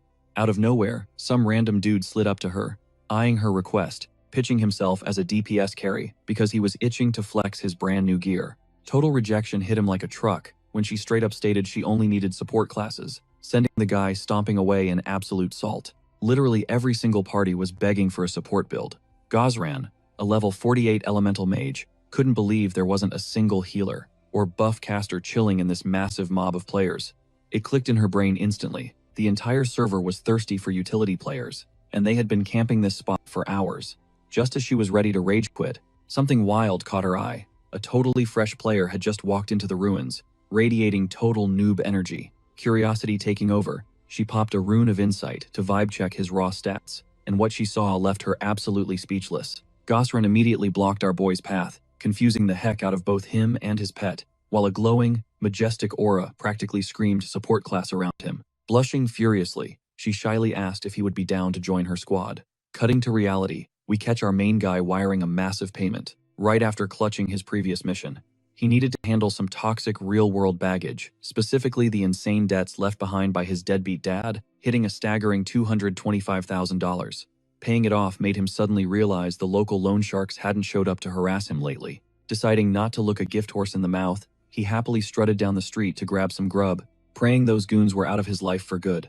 But then, a crazy expensive sports car parked nearby caught his attention, featuring a rich dude chilling with his girl. Our guy stood there calculating how many millions that ride cost, comparing it to the decent bag he just secured from his latest boss fight. Honestly though, running into the Golden Goblin was pure luck. Low-tier gamers almost never stumbled upon quests dropping that kind of premium loot. You see, the whole economy inside Brave New World mirrored real-life Wall Street levels of complexity. Players over level 200 hoarded all the insanely lucrative missions, literally charging newbies a premium just to piggyback off their high-tier runs. If you were cracked enough at the game, you could straight up turn it into a full-time esports career. Plus, the top-tier players with the right charisma were pulling massive audiences, launching insanely successful streaming channels, which meant that if our boy just grinded his way to the top, he would actually secure a permanent, wealthy lifestyle. Right now, his VR capsule was literally his only asset, yet Taesung Han couldn't stop visualizing a future where he is whipping a hypercar and chilling in a massive sky-high penthouse. Oh, and finding a breathtaking girlfriend to share that luxury with was definitely on his vision board. Snap back to the game, his squeaking pet suddenly dragged him out of his daydreams. Totally zoning out, Siegfried awkwardly asked Gosran to repeat herself. Hearing that she was desperately hunting for a buffer, our clueless hero finally connected the dots. She had definitely scanned him with a rune of insight. She mistook his glowing aura for a support class, leaving him completely humiliated since he initially thought she was just heavily flirting with him. Right when he opened his mouth to reject the invite, Ham aggressively hit accept for him. Siegfried lost his mind, yelling at the tiny furball, but the rodent completely ignored him, basically calling his master blind for not realizing this girl was totally crushing on him. While they bickered like an old married couple, Gosran watched the cute interaction in awe, forcing our guy to bite his tongue and just roll with his pet's crazy decision. Knowing he couldn't hide his true power forever, he pitched a simple idea, hanging in the backline and spamming debuffs. Gosran didn't even blink, totally cool with the setup. They already had plenty of heavy hitters for the vanguard, anyway. Flashing him the ultimate puppy dog eyes, she practically begged him to join their squad. Off to the side, his pet hamster flashed a devious little grin, clearly enjoying its master being completely caught off guard. Shrugging off the shock, our guy caved and locked in with the elemental mage. Fast forward to later that afternoon, deep in the western sector of the ruins, he started piecing together the lore of this wasteland. This desolate zone used to be a thriving metropolis before Python, the lightning serpent, wiped it off the map 30 years ago. Even though that colossal beast was long dead, its residual energy had completely corrupted the soil. This cursed earth basically turned the area into a massive breeding ground for light-based creatures. Putting the pieces together, the hero finally clicked. Exactly why every single mob roaming around packed holy damage. Meanwhile, a random party member pulled the mage aside, clearly throwing shade at our boy. The dude was super skeptical, convinced the hero was dead weight just because his level was sitting at rock bottom. She shut that negativity down instantly. To her, levels didn't mean a thing since he was strictly on backline duty while they tanked the aggro. Plus, she promised to step in and save his skin if things got too dicey. Rolling his eyes, the skeptical guy seriously questioned if her bleeding heart was making her dangerously clueless. He flat out complained that dragging a squishy debuffer along was a total waste of a party slot. Gozran clapped back, reminding him that the meta support classes were completely booked up, so they just had to grind through it with what they had. Out of nowhere, her instinct screamed danger. Without thinking, she yanked her teammate's head down, barely dodging a lethal blast of energy. Siegfried's eyes went wide as he locked onto the source. They were staring down a horde of creatures mutated by the dead serpent's toxic aura, the infamous laserlings. These level 35 spirits were notoriously annoying because they never fought alone, always swarming in massive waves. Stepping up, the party leader barked out orders to lock in. She called the shots, putting herself and the swordsman right in the middle of the chaos, while their tank took the front line to absorb the brunt of the assault. Glancing back at our hero, she told him to stay out of the crossfire and just cast his magic. And just like that, the glowing lizards lunged forward, teeth bared. Absolute chaos erupted as steel clashed against raw magic. The swordsman swung his blade with reckless momentum, unleashing a devastating strike, but his teammate screamed at him to dodge instead of face-tanking the hits. Brushing her off, the arrogant dude flexed that he barely felt a scratch, ignoring the stark reality that their squad lacked a dedicated healer or a buffer to carry them through. He kept trash-talking, claiming that throwing debuffs at low-tier mobs was utterly pointless, clearly salty that our guy was basically getting a free ride for the loot drop.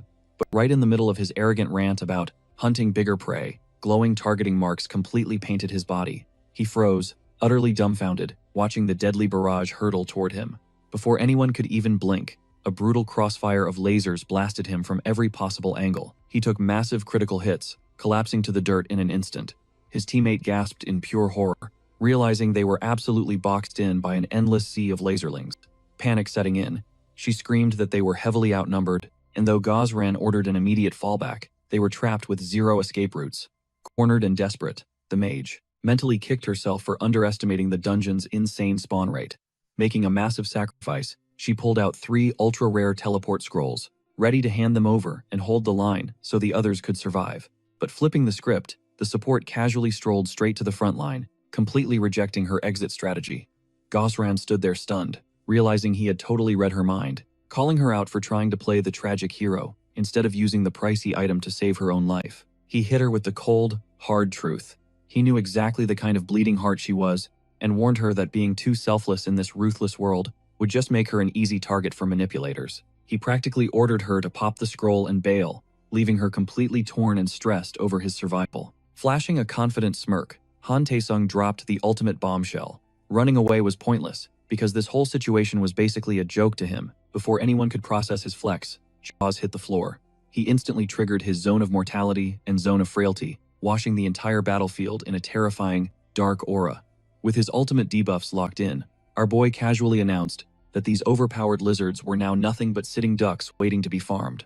Fired up by his insane carry, the remaining squad members launched a brutal counterattack. Pure hype surged through one of the surviving fighters as he dashed furiously into the fray, slicing through the mutated lizard like a hot knife through butter. He was absolutely hyped to see these once tanky beasts getting practically one-shotted. But cutting through the excitement, the hero sharply reminded them not to get cocky, pointing out that the mobs still packed their original attack damage, so one sloppy move could still send them straight to the grave. Siegfried was absolutely shook by how completely effortless this whole grind felt, literally soaking up experience points, just by spamming a few nasty hexes, leaving him totally convinced he was born to play a dedicated debuff main. But right then, a party member screamed, a warning about a blindside strike, and the elemental mage swooped in at the literal last second to tank the hit for our boy, instantly making sure he was safe while he poured out his massive thanks for that clutch rescue. Then, flashing back to how insanely fast she had reacted to protect the rest of the squad, he clocked that her god-tier reflexes completely belonged to high-mobility classes like rangers or assassins, which honestly made him realize she was seriously nerfing her own insane potential by hard-locking an elemental mage build. Flash forward a bit, and a massive level-up notification popped off, leaving the whole crew absolutely speechless, considering every single player had bumped up at least 1 rank, pushing it to the point where any spectator would swear they were using aimbots. Breaking the silence, someone jokingly asked the squad how they liked being heavily carried. Flexing a bit, Siegfried mentioned how insanely satisfying it felt to watch them hype up the exact same skills they were hard doubting just minutes ago. Of course, the main dude who originally trash-talked his utility totally flipped the script, swearing he trusted the process from day one, while the girl straight up admitted he was leagues above any basic healer they had ever partied with.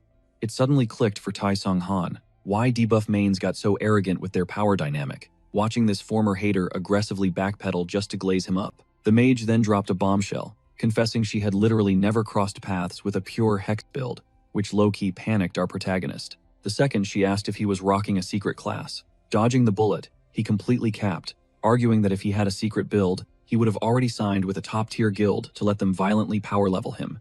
Still, when interrogated about his exact tier, he played it off as a super niche variant strictly built to ruin enemy stats. Hearing this, the warrior immediately assumed it was a fresh update, stealth dropped by the game devs. Even though the meta strictly locked classes into 4 main tiers, the exact details stayed entirely hidden whenever someone swapped their secondary job. So, Tae Sung-han promised himself to stay paranoid, deeply regretting that flexing his raw power basically painted a giant target on his secret class. Right as he stressed over this, the elemental mage slid up to him, instantly tossing all their hard-earned loot his way. These drops were low-tier crystallized lights, the glowing leftovers of the dead python's aura.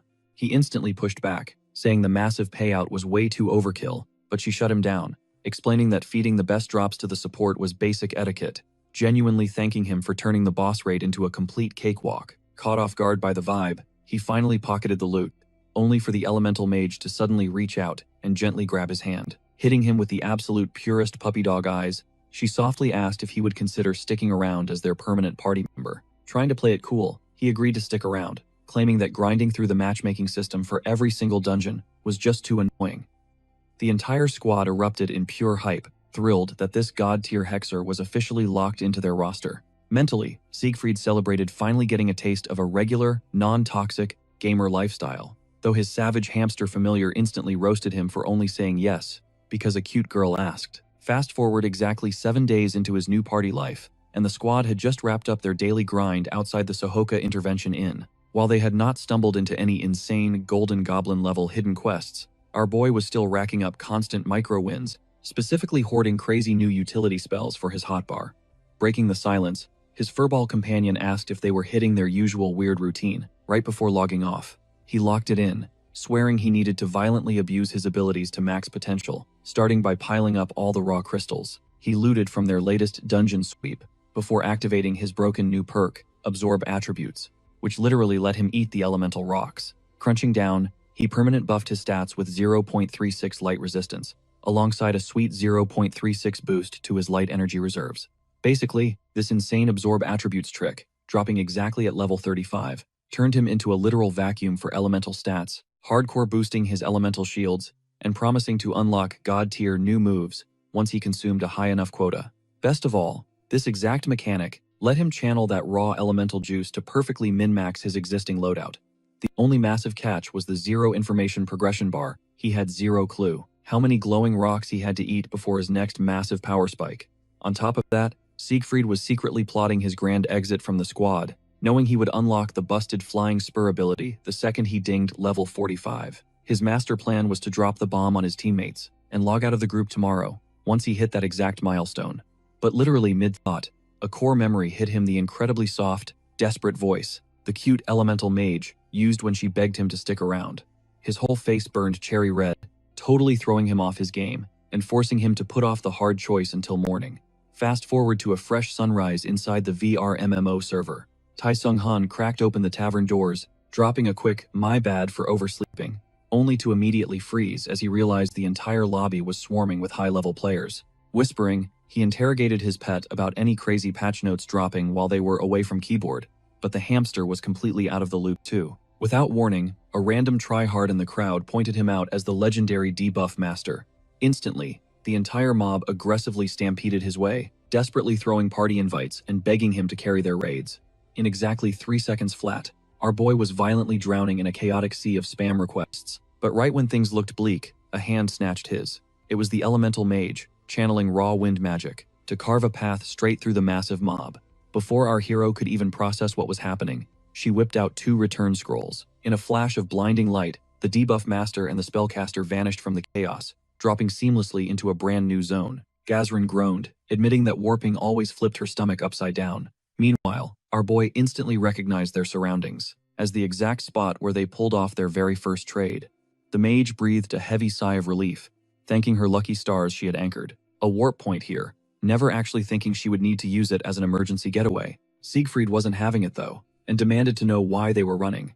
In response, she silently pulled up a viral clip showcasing him flexing his insane nerfing abilities. She dropped the absolute bomb. Literally every single player in Brave New World had already watched this footage. Before she could even name-drop the snitch, the puzzle pieces clicked for our protagonist. It had to be Itz, since he was conveniently missing from the entire recording. Gazrin confirmed his theory, revealing the guy ditched their squad, and absolutely leaked the footage online the second he felt he was a safe distance away from their wrath. She swore up and down that she was totally clueless about his snake-like behavior. Siegfried sighed, admitting he was way too familiar with these two-faced players who act friendly right before plunging a knife into your back. This brutal betrayal hit way too close to home, flashing him back to his toxic former guildmate. Feeling awful, Gazrin desperately apologized for dragging him into their mess, but our hero immediately shut that down, assuring her she did absolutely nothing wrong. Shifting the mood, he thanked her for pulling him out of that insane mob. When she pressed him on his next move, he kept it strictly business, stating he needed to grind fast and hit level 45 before dipping out. Gazrin visibly hesitated, nervously hyping herself up, before pitching a crazy idea to the guy. Cheeks totally flushed, she finally dropped the question. Would he be down to duo with just her? Gesturing around, she highlighted how the area was completely wiped clean of monsters, compared to their first visit, hyping up their squad's insane clearing pace, all thanks to his god-tier support abilities. Our guy was internally sweating. Running a strict duo with her was never on his bingo card, and his brain screamed at him to instantly reject the offer. But one look at her radiant, angelic smile, and his defenses completely crumbled. Right on cue, the hamster chimed in, echoing its earlier prediction, and leaving our hero completely stunned as it smugly declared that the mage was totally crushing on him. Tae Sung-han flared up, instantly triggered by the rodent's massive ego, prompting the furball to roast its master for being utterly clueless about women. Shifting gears, Heyman dropped a bombshell, revealing he was inches away from unlocking his very first skill. The creature bragged that his own evolution was tied directly to his master's leveling up. But before Siegfried could pull up his stats to check, the tension spiked. The elemental mage leaned in way too close, eyes sparkling as she hyped up the moment, totally amazed that only top-tier pets ever unlocked real abilities.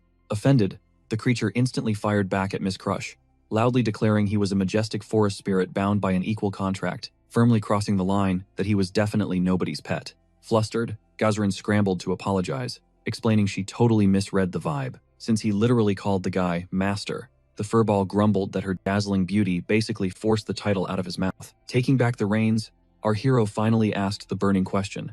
Why was she going out of her way to be this nice to him? He figured it was just to exploit his broken debuff masterclass, but she smoothly countered that there was way more to the story. Tae Sung-han literally short-circuited when she casually mentioned his good looks were definitely a massive part of the package.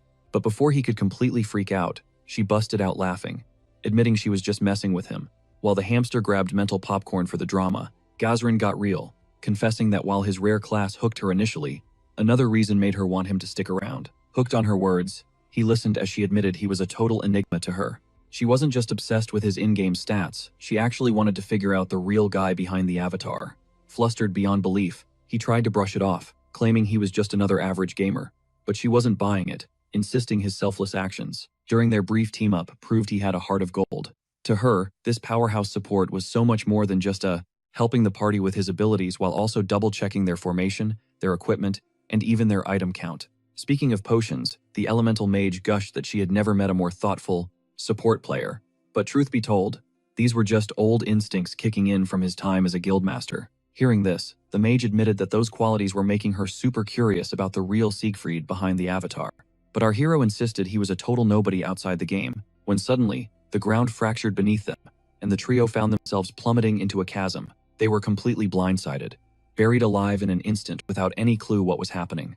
A system notification flashed before his eyes. He was out cold and would reboot in 5 seconds. Startled, Tae Sung-han snapped back to reality, realizing he'd just been knocked unconscious. He started piecing together why the ground would just split open like that. When someone rushed in to check on him, it was his party member, Gazrin, and his spirit animal. Right away, he spotted the nasty gash on the elemental mage's shoulder. She totally tried to brush it off, explaining she got hurt shielding him from the cascade of falling rocks.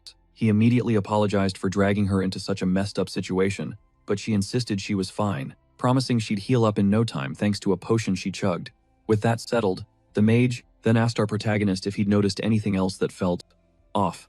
As the adventurers crept into the Osric cult's research center hidden under the ruins, Tae Sung-han confessed he'd never even heard of this cult. Gazrin admitted she was just as clueless, but pointed out that the entire place gave off some seriously sketchy vibes. She began to speculate that the recent explosion of monsters in the region had to be coming from this very location, especially considering it was littered with the corpses of dead laserlings, and that this kind of dungeon had no business existing in this area. It finally clicked for both of them. They had stumbled into a hidden dungeon. These secret zones held unique quests and special bosses, just like that golden goblin they fought earlier. The girl was instantly weirded out when she saw our hero's eyes literally start to sparkle, as he daydreamed about the insane rewards waiting for them. And while Gazrin voiced her skepticism about the two of them clearing a high-difficulty secret dungeon all by themselves, Siegfried detected movement. A wounded man stumbled into the chamber before crashing to the stone floor. They shared a look. Not a word was needed to know exactly what to do next. A moment later, the injured stranger was chugging a health potion and stammering his thanks to his rescuers, who immediately pressed him for answers about his injuries. The man revealed he was with a covert organization called the Guardians, and his squad was deployed based on intel about an Osric cult hideout, but he was forced into a desperate retreat, realizing the cultists they encountered down here were on a completely different level than they'd anticipated, and he started begging the adventurers to finish his mission and stop the cult. The second he realized this was a hidden quest, our protagonist was all in, asking for the objective. The guard laid it out. They had to obliterate the 5 orbs scattered throughout the research facility to stop the resurrection of some catastrophic entity. Just then, the guard's pursuers spotted him and charged in for the kill. Recognizing them as cult members, our hero declared he would handle the attackers while his partner shielded the injured guard, but the mage shot back that he'd be slaughtered if he only planned on using his debuff abilities, so the young man admitted he owed her big time for saving both him and his pet. Then he made her promise him one thing: no matter what happens next, she could not record any of it. In that same moment, the assassins closed in on the protagonist. He braced himself, gathering his power, before one-shotting every last one of them in a single, devastating blast. Siegfried then stated that as long as she keeps her camera off, conquering this dungeon would be a sure thing. Meanwhile, a henchman had been slammed into the wall, and you could tell from his gear that he was another adventurer. But the protagonist affirmed he was only after the lab's location, promising he wouldn't kill the fanatic if he just coughed up the information. But the cultist spat back that true believers have no fear of death. The man then snarled that our hero would face divine retribution for daring to steal from their sacred laboratory. At that, Siegfried declared he was done playing nice. A flicker of fear crossed the man's face as he stammered that torture wouldn't break him. But our protagonist just smirked. He explained he was just looking to get a little exercise, complaining that he was getting stiff after a whole week without a good fight. Then, Tae Sung-han's voice dropped to a menacing whisper, saying he was very eager to see just how deep the man's loyalty to the cult really ran. Dude was itching to crack some skulls, so the goon immediately folded and spilled the exact coordinates to the laboratory. This earned him a swift knock to the head from his buddy for being a coward, but just like that, the lab's location was locked in. He then caught the intrigued expression on the lady's face, realizing she was catching on to the fact he was concealing his true power level. So, he told her to just hang tight until after the quest, promising to reveal everything. Gosran, intrigued, agreed to be patient. As they departed, a member of the Guardians shot them a suspicious glare. At that very moment, inside a demolished lab, where the bodies of cult members were strewn about, the survivors were cleaning up the secret facility buried beneath the rubble. One of them grimly announced that the document in his hand was now completely useless, prompting the High Priest Romulus to chew out a captured Guardian for trashing the lab when they were on the verge of a breakthrough. But the man defiantly shot back, declaring that their sole purpose was to shield the world and they would forever stand against evil schemes. Yet, in the middle of his heroic monologue, his chest was ripped open by the High Priest's blade. Romulus coolly ordered his minions to dispose of the body. He then inquired about the Guardian who had managed to escape. A subordinate reported that a large party was hunting him and his wounds meant he couldn't have gotten far. The High Priest began to openly mock the Guardians, sneering at how they gave it their all and still failed to derail his master plan. The madman was ecstatic, picturing his defeated enemies watching helplessly from the afterlife as he resurrected the great demon. In that instant, a massive fire spell shot out from the darkness, slamming directly into the giant egg. Seeing this, the High Priest's eyes went wide with disbelief. The psycho couldn't process that what he was witnessing was actually happening. Siegfried casually praised the elemental mage for her pinpoint accuracy, but the priest just assumed he was facing another squad of guardians. The hero, however, confirmed with a smirk that this wasn't the case at all. That's when Romulus realized the chilling silence from outside meant all his guards had been taken out. In a panic, the High Priest ordered his scientists to immediately initiate the resurrection ritual. A switch was thrown, and the ceremony roared to life. Immense waves of energy pulsed through the chamber. The quest objective appeared: destroy all 5 orbs in under 5 minutes to stop the great monster's return. Siegfried declared he'd handle the goons and told his partner to focus on wrecking the orbs. This made Ghostran worried for his safety, but he brushed it off, assuring her he'd be fine since there were hardly any enemies left. Our protagonist took a moment to size up the High Priest, thinking he might actually pose a threat. He then charged forward, yelling for the girl to hustle and finish the quest. In response, Romulus commanded his followers to execute the hero on the spot. In a blur, 2 of them closed the distance, their weapons poised to strike our protagonist down. But the debuff master moved fluidly, blocking the first one's halberd, while simultaneously dodging the second one's sword. Our protagonist then slammed a brutal elbow into the first henchman's face, before pivoting his mace towards the second, sending him flying with a single, devastating hit. Suddenly, he sensed goon number 1 behind him, ready to land a cheap shot, and so, he spun around instantly, using his mace to parry the weapon. But in that exact moment, a sinister green magic flared to life out of thin air, completely startling our hero. When the spell connected, it triggered a massive explosion, and just like that, the henchman was vaporized, prompting the debuff master to call out the boss for firing off a wide-range attack, while his own guy was in the blast zone. Romulus found this hilarious, given how our protagonist had literally just used the man as the human meat shield. Despite this, the High Priest had to admit that Siegfried was an incredibly skilled and powerful warrior, one he couldn't possibly face alone. This led our hero to think the guy was about to give up, seeing as how all of his backup had been wiped out. But then, a twisted smile spread across the man's face. He declared that he still had plenty of allies, just as a ghostly green specter phased into existence and lunged for our hero's neck, forcing him to strike it down. Siegfried recognized these entities as wraiths, and Romulus confirmed he was not just a high priest, but a dark priest. He was a warlock who drew power from the souls of the dead, meaning that as long as he was surrounded by corpses, he was essentially invincible. That said, the level 55 necromancer who commanded the dead was getting hyped to add the protagonist's soul to his unholy collection. The souls immediately swarmed our protagonist, who tried to create some distance, when suddenly, he spun around and swung at them with his mace, but it had zero effect. The spirits of the dead simply phased right through him. Taesung Han could feel his health bar draining every time one of the ghosts passed through him, realizing they were some form of summoned entity. It hit him that if he didn't do something, he was toast. These creatures were immune to his physical attacks, and he had to think fast because they were still on a timer. But that's when it clicked for Siegfried. The High Priest wasn't trying to beat him, he was trying to stall him until the timer hit 0. The summoner erupts in laughter, mocking that the hero's attacks were completely useless against his wraiths. Unfazed, our hero blasts forward and unleashes his skill. Heavy Strike, declaring he doesn't need to fight the minions, only their master. And just like that, Romulus is sent smashing into the wall. Taesun Han then sneers, sarcastically praising him for the parry, just as his mace shatters the sword and slams to a halt inches from his face. Utterly enraged, the High Priest unleashes his entire spectral army, focusing all their power on our hero in a final, desperate attempt to crush him. But just as the cultist gloats that his struggle is futile, and the Great Calamity's rebirth is inevitable, our debuff master gets a level-up notification, unlocking the Flying Spur skill, which lets him redirect a thrown weapon mid-flight, straight towards any target he chooses. And from beneath the swarm of spirits, a brilliant blue arrow of light surges upward. The summoner is left completely baffled as our protagonist vows to deliver the divine punishment that he so richly deserves. With that, the weapon plummets down on Romulus, forcing him to choke on his own blood, and inflicting an insane amount of damage. This new skill is so ridiculously powerful, it detonates in a massive explosion, as it slams into the villain. With the High Priest now officially out of the fight, the blood-soaked mace begins to hover in the air. Its wielder can't help but marvel at how incredibly easy it is to control, immediately regretting not unlocking this skill way earlier. Now, with that threat neutralized, only one major problem was left: destroying the orbs. A moment later, a searing blast of fire finds its mark. With that orb shattered, the elemental mage had now wrecked a total of 3. But as she silently prayed for her injured shoulder to hold out until the mission was over, a group of cultists suddenly ambushes her. To immobilize her, they grab her viciously by that exact same injured shoulder. The girl is now in a seriously tight spot, with less than 90 seconds left on the clock. But then, the flying mace screams in out of nowhere, instantly obliterating the 4th orb, leaving the henchman completely shocked. That's when Siegfried takes them both out with a single, clean strike each.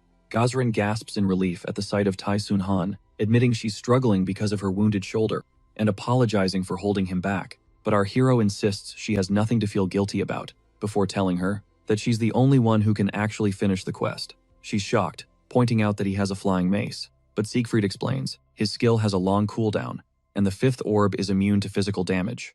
Only magic can destroy it. The girl is filled with doubt, but he instantly snaps her out of her spiraling thoughts. We don't have the luxury of time to hesitate, the hero states firmly. And so, Gazrin steels herself for the attack, warning, "Don't blame me if this doesn't hit the target." Only 15 seconds remain. The elemental mage struggles to aim her spell, the pain from her shoulder making it almost impossible. Just then, a hand gently covers her own. Our protagonist is steadying her arm, helping her aim. The shocked girl's eyes meet the debuff master's. A surge of confidence flows through her as she unleashes a torrent of fire. 1 second left on the timer. The attack is just about to connect with the orb when the high priest hurls himself directly into its path, using his own body to shield the final orb. Both of them are completely stunned by what they just witnessed. In his final moments, Romulus begs the creature to unleash its disaster upon the entire world. And just like that, with the clock hitting 0, the duo had failed to destroy all the orbs. Its arrival was no longer a possibility. It was an inevitability. As if on cue, the massive egg begins to crack, blinding light erupting from within. Seeing this, our hero is slammed with regret for not finishing off the high priest when he had the chance. But then, his attention is ripped away, as he realizes they are now standing before a gargantuan white serpent. And with its appearance, a new alert pops up for the pair, a hidden quest. Their objective: take down the reincarnated python, the lightning serpent. The monster was colossal, crackling with pure light energy. Its sheer presence and bone-shaking roar were enough to completely overwhelm them. It was in that moment Siegfried finally understood just how insane these cultists truly were to have reincarnated the legendary lightning serpent of disaster. But then he notices something. It isn't as massive as he expected. According to the ancient myths, the python was supposed to be the size of a mountain. This thing, while undeniably huge, was definitely much smaller than the legends claimed. This creature of an unknown species was the very same great serpent that had annihilated the city of Sohoka 30 years prior. But it wasn't level 500 like the original beast. It was only level 70. The elemental mage quickly pieced it together. Because they destroyed 4 of the orbs, it wasn't able to reincarnate with its full strength. Even so, the power radiating from it was absolutely terrifying. This meant they had to run. The hero, on the other hand, was practically buzzing with excitement, claiming this was a once-in-a-lifetime chance, and even promised to hook her up with some of the loot if she dipped. But, to his absolute shock, she just started slamming a potion. She then tossed him a bottle of the exact same low-tier light resistance potion, admitting it was the best she could offer. Her move totally caught the hero off guard. The elemental mage then laid it out.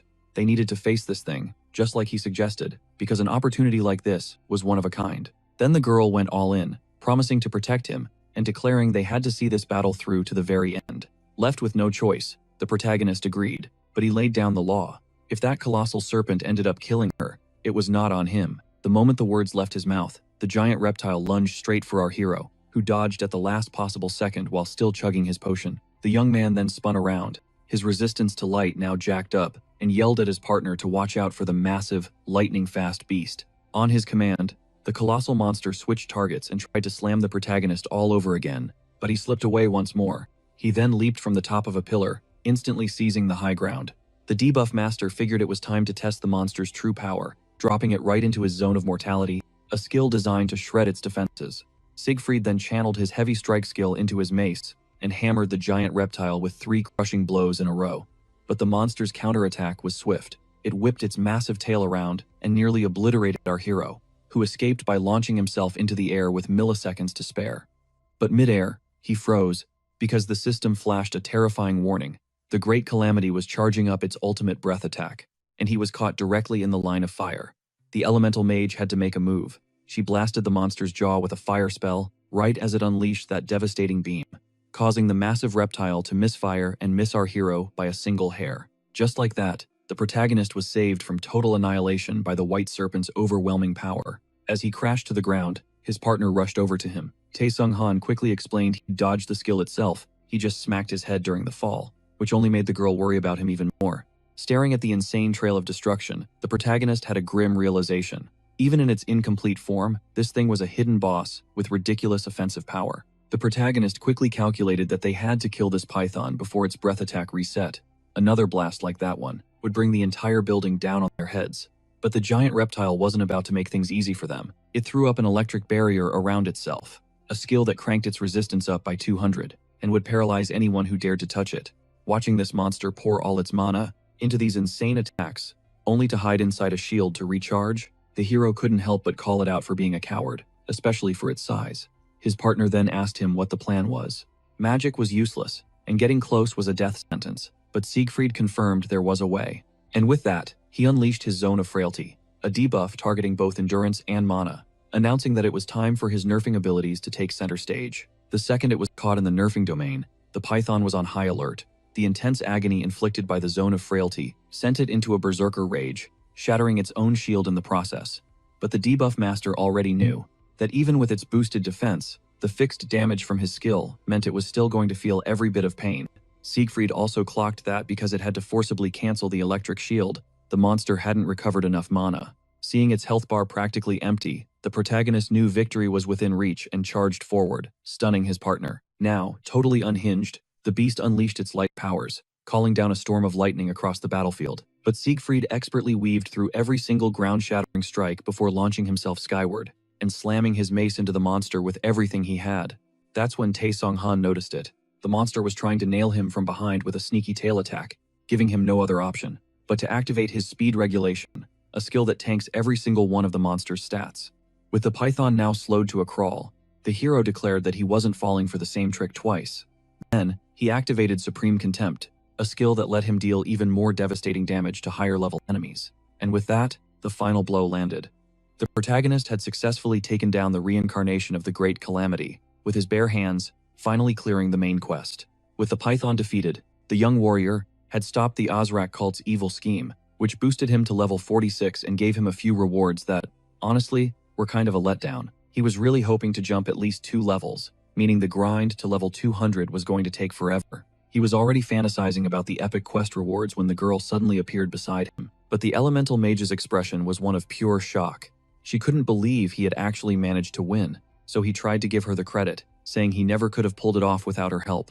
Though deep down, the sorceress knew that was a total lie. The kid was more than capable of soloing the entire quest by himself. Still, she had to admit, her level 45 ally was a certified freak of nature, because even after she'd weakened the monster, it should have taken a whole party of level 70s to kill that python. Her thoughts were shattered when the hero's voice cut in. Ghost Ren sheepishly admitted she'd completely spaced out and said they needed to check out the loot, but the boy had other plans. He declared they had to deal with a far more urgent matter first, which immediately sent the lady's mind racing. She figured he was hiding yet another overpowered ability.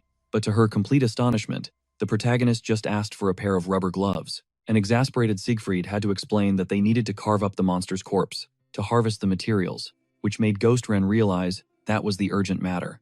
With that settled, the two got to work, stripping the python for parts. They collected its blood, scales, flesh, and bones, even yanking out its fangs, prompting the elemental mage to gush about how awesome giant bosses were for dropping so much loot. But she immediately noticed her ally didn't share her excitement when he started complaining, leaving Siegfried completely underwhelmed by the basic tier rewards from a hidden dungeon boss.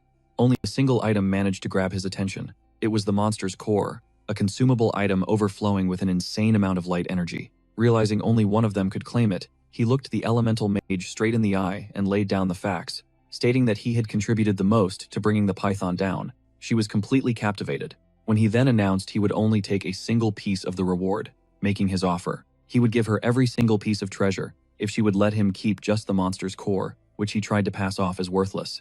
After a painfully awkward moment of silence, the spellcaster started giggling, which totally creeped out our hero. He demanded to know what was so funny, and she just told him he was becoming more and more fascinating. Then, to his utter disbelief, she told him to keep all the loot for himself, reminding him of their very first mission together. Back then, they gave him everything, because their only objective was to farm experience points, and she said this was exactly the same deal. The lady explained that the massive XP boost she gained from this insane adventure was the only reward she truly cared about. She swore she would treasure this memory for the rest of her days. The hero was stunned by the offer, but decided to accept it.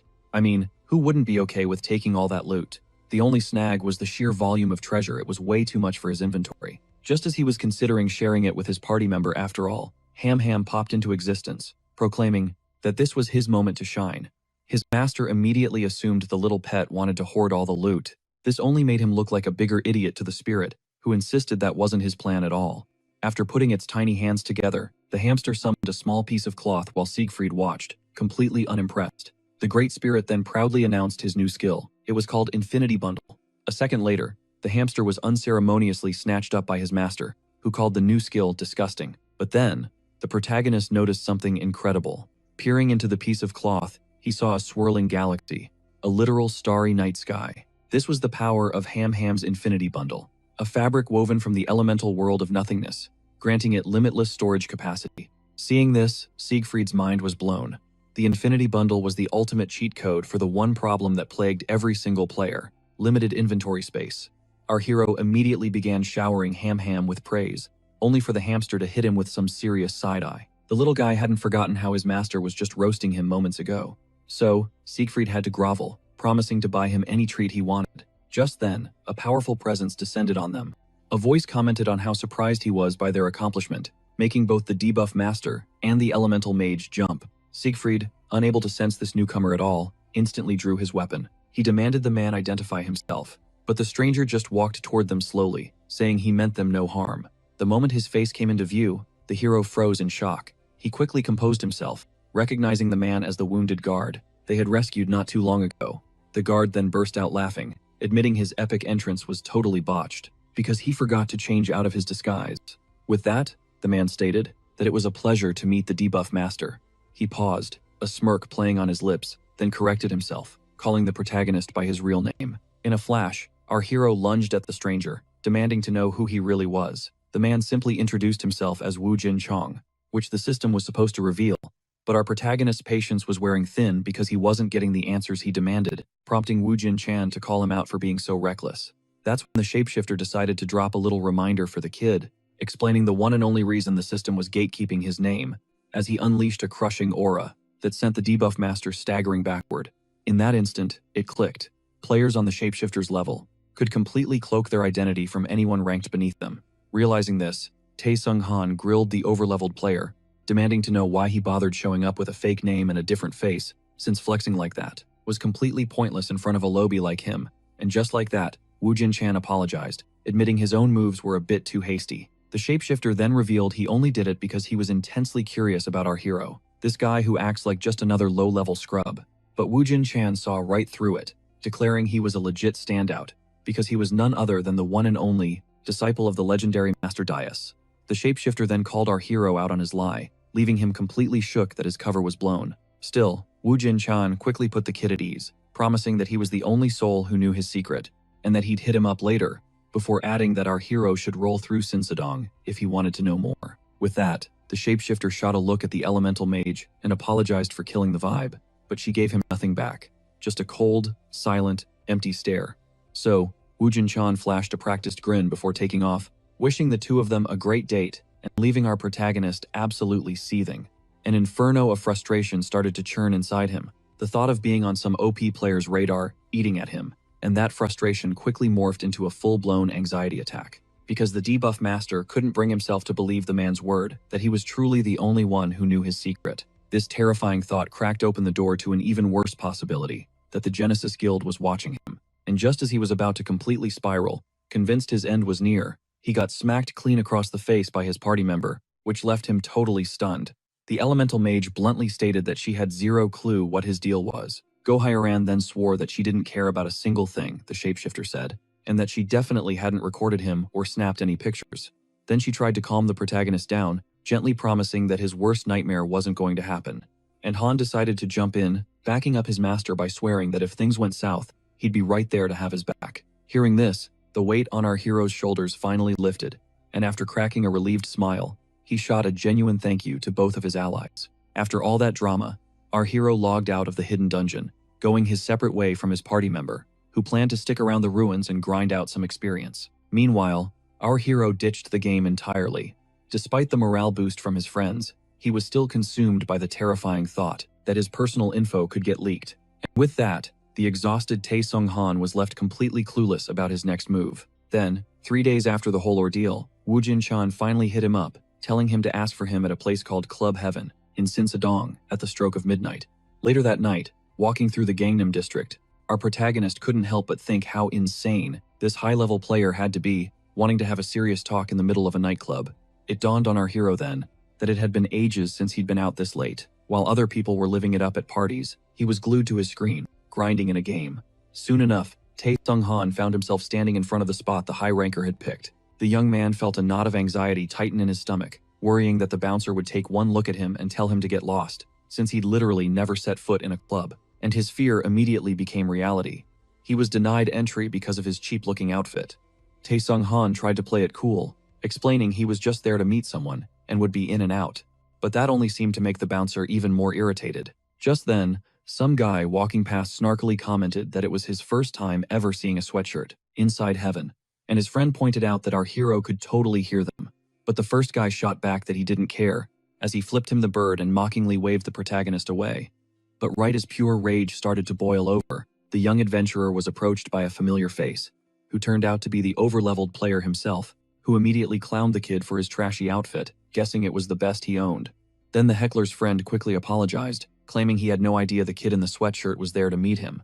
He even added that his friend had clearly never been to a club before, and that if it were him, he would have decked the guy, which just pissed the bully off. The dude who had been mocking our protagonist was absolutely floored, having no clue the guy he was flipping off was actually with Woo Jin-chan. And with a single, cold glance from the famous high ranker, the bully knew they had just gotten themselves permanently blacklisted.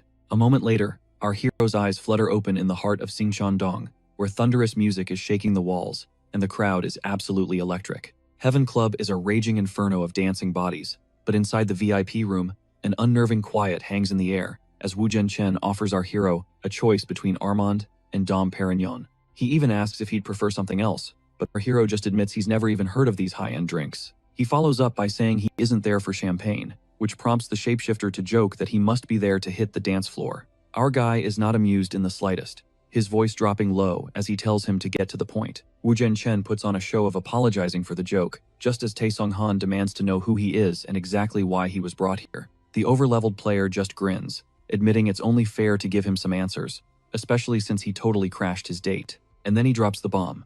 He's a guardian, and the face he wore during their last encounter actually belonged to one of his colleagues, a colleague who was killed while trying to break out of the lab.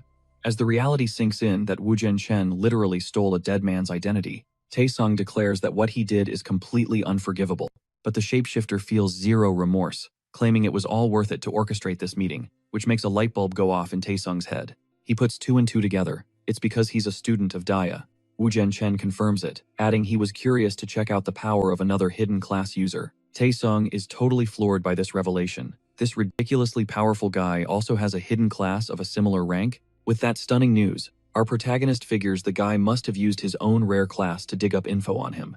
Woo Jin-chen, however, shoots that theory down, casually stating he just threw a bunch of money around to uncover his private information. That bombshell catches our hero completely off guard, but the rich kid quickly promises he won't leak the info to anyone else. He brags that he's the only one in the know, all thanks to his real-world power, as Tae Sung-han just listens silently. The powerful player then admits he's paranoid about Genesis finding out about either of them, since they're both currently flying under the guild's radar.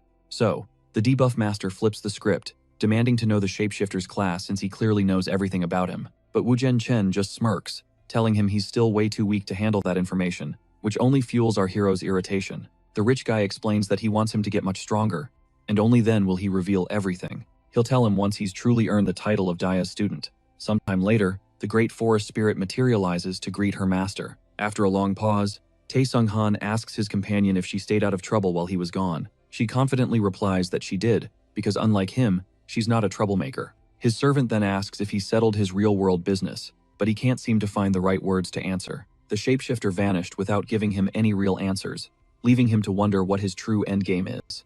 And right as his mind is spiraling, trying to puzzle out the over-leveled player's true intentions, the spirit chimes in with a question. She asks him why on earth they're in a place like this, which seems way too seedy for a simple guy like him. And before the protagonist can even get a word out, she teases him about having some flashy secret desires, which he immediately denies. He explains that this city, Dandegri, also known as the City of Pleasures, is a massive hub for every kind of gambling and adult service in existence.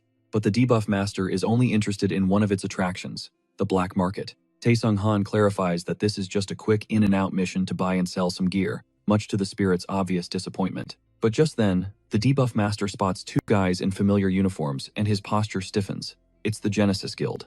The young man immediately realizes the two are abusing their guild's reputation to shake down some poor guy just trying to walk by. It's their classic move. Even though every fiber of his being wants to step in and wreck them, he forces himself to abandon the thought. As his spirit gives him a look that screams coward, the player reasons that it's smarter to avoid a pointless battle. Our protagonist silently vows that he'll crush them another day. For now, he says, they need to focus on their own business. Across the way, the Genesis thug lays into the old man. He tells him they heard he found some incredible loot, and they just want a little peek, but his words are met with pure, defiant silence. He's starting to get pissed. His partner suggests that the old man must be using an item to hide his power. The fact that the Rune of Insight shows absolutely nothing on him is just ridiculous. But the lead bully tells his cowardly friend Chulugi to relax, because even if the old geezer is secretly overleveled, any trouble they start automatically becomes the entire guild's problem. Then the bully gestures to the onlookers. Not a single person would dare to get involved because their authority here is absolute. One of them pokes the old man's chest. He sneers that his silence must mean he's terrified of them. In the next instant, a fist smashes brutally into his face, by none other than our boy, Tae-sung Han, who sent the punk absolutely flying. He tells them to cut the trash talk, spitting that they aren't scaring anyone. The dude's friend tries to flex, name-dropping the Genesis Guild, which only ignites our hero's fury even more. Tae-sung Han just scoffs. That's even more reason to wreck you. He roasts them, saying they're nothing without their guild's clout, prompting Ham Ham to tease him. Yo, I thought we were dipping? Tae-sung Han snaps that the hamster totally baited him into it, but Ham Ham just claims he was trying to help him out. You know, let him vent all that pent-up anger. He then faces the old man, telling him not to sweat the Genesis Guild. He gets nothing but silence in return, and figures the guy must actually be mute. But then Ham Ham chimes in. The hamster asks if he's not even a little worried about the massive Genesis Guild hunting him down. But our boy says they're good. He's convinced they're way too humiliated to snitch on him. Satisfied with the day's work, the hero decides to trade in his loot and get back on the grind. All the while, the silent old man watches him go, a flicker of intrigue in his eyes. Shortly after, at the local adventurer hotel, our hero steps into a private training lounge, and the hamster's mind is blown, screaming about how massive the place is, especially since it looked so tiny from the outside. Tae-sung Han breaks it down. This is where adventurers come, to sharpen their skills and tune their gear, even if it costs a fortune. That's the cue for the great forest spirit to make his move. He dramatically leaps off his master's shoulder, and with a flourish, deploys his infinite bundle. The debuff master calls him out for being so extra with a piece of cloth, but Ham Ham fires back that he should just let him have this. I mean, it's pretty much his only skill, but something piques Ham Ham's curiosity. His master bought a ton of weapons, when his go-to has always been a blunt one. Tae-sung Han explains that it wasn't a choice, he just used whatever was convenient. But now, it's crunch time. The system is nagging him to lock in a main weapon, since he's closing in on level 50. Out of the 5 weapon types his hidden class allows, he's leaning towards sticking with blunt weapons. It's the style he has the most experience with. Still, our hero decides to keep an open mind. He summons a shadow boxer to the field, a training dummy with endless stamina and some serious defensive stats. Tae-sung Han decides to test out the shield first. He charges the shadow boxer, bashing it with the shield before laying into it with his fists and the shield's edge. The hero is impressed with the damage output, but he's not feeling the sluggish speed, so he ditches it and picks up the colossal greatsword. But after 2 solid hours of this, the hamster starts whining that his master has been testing weapons forever.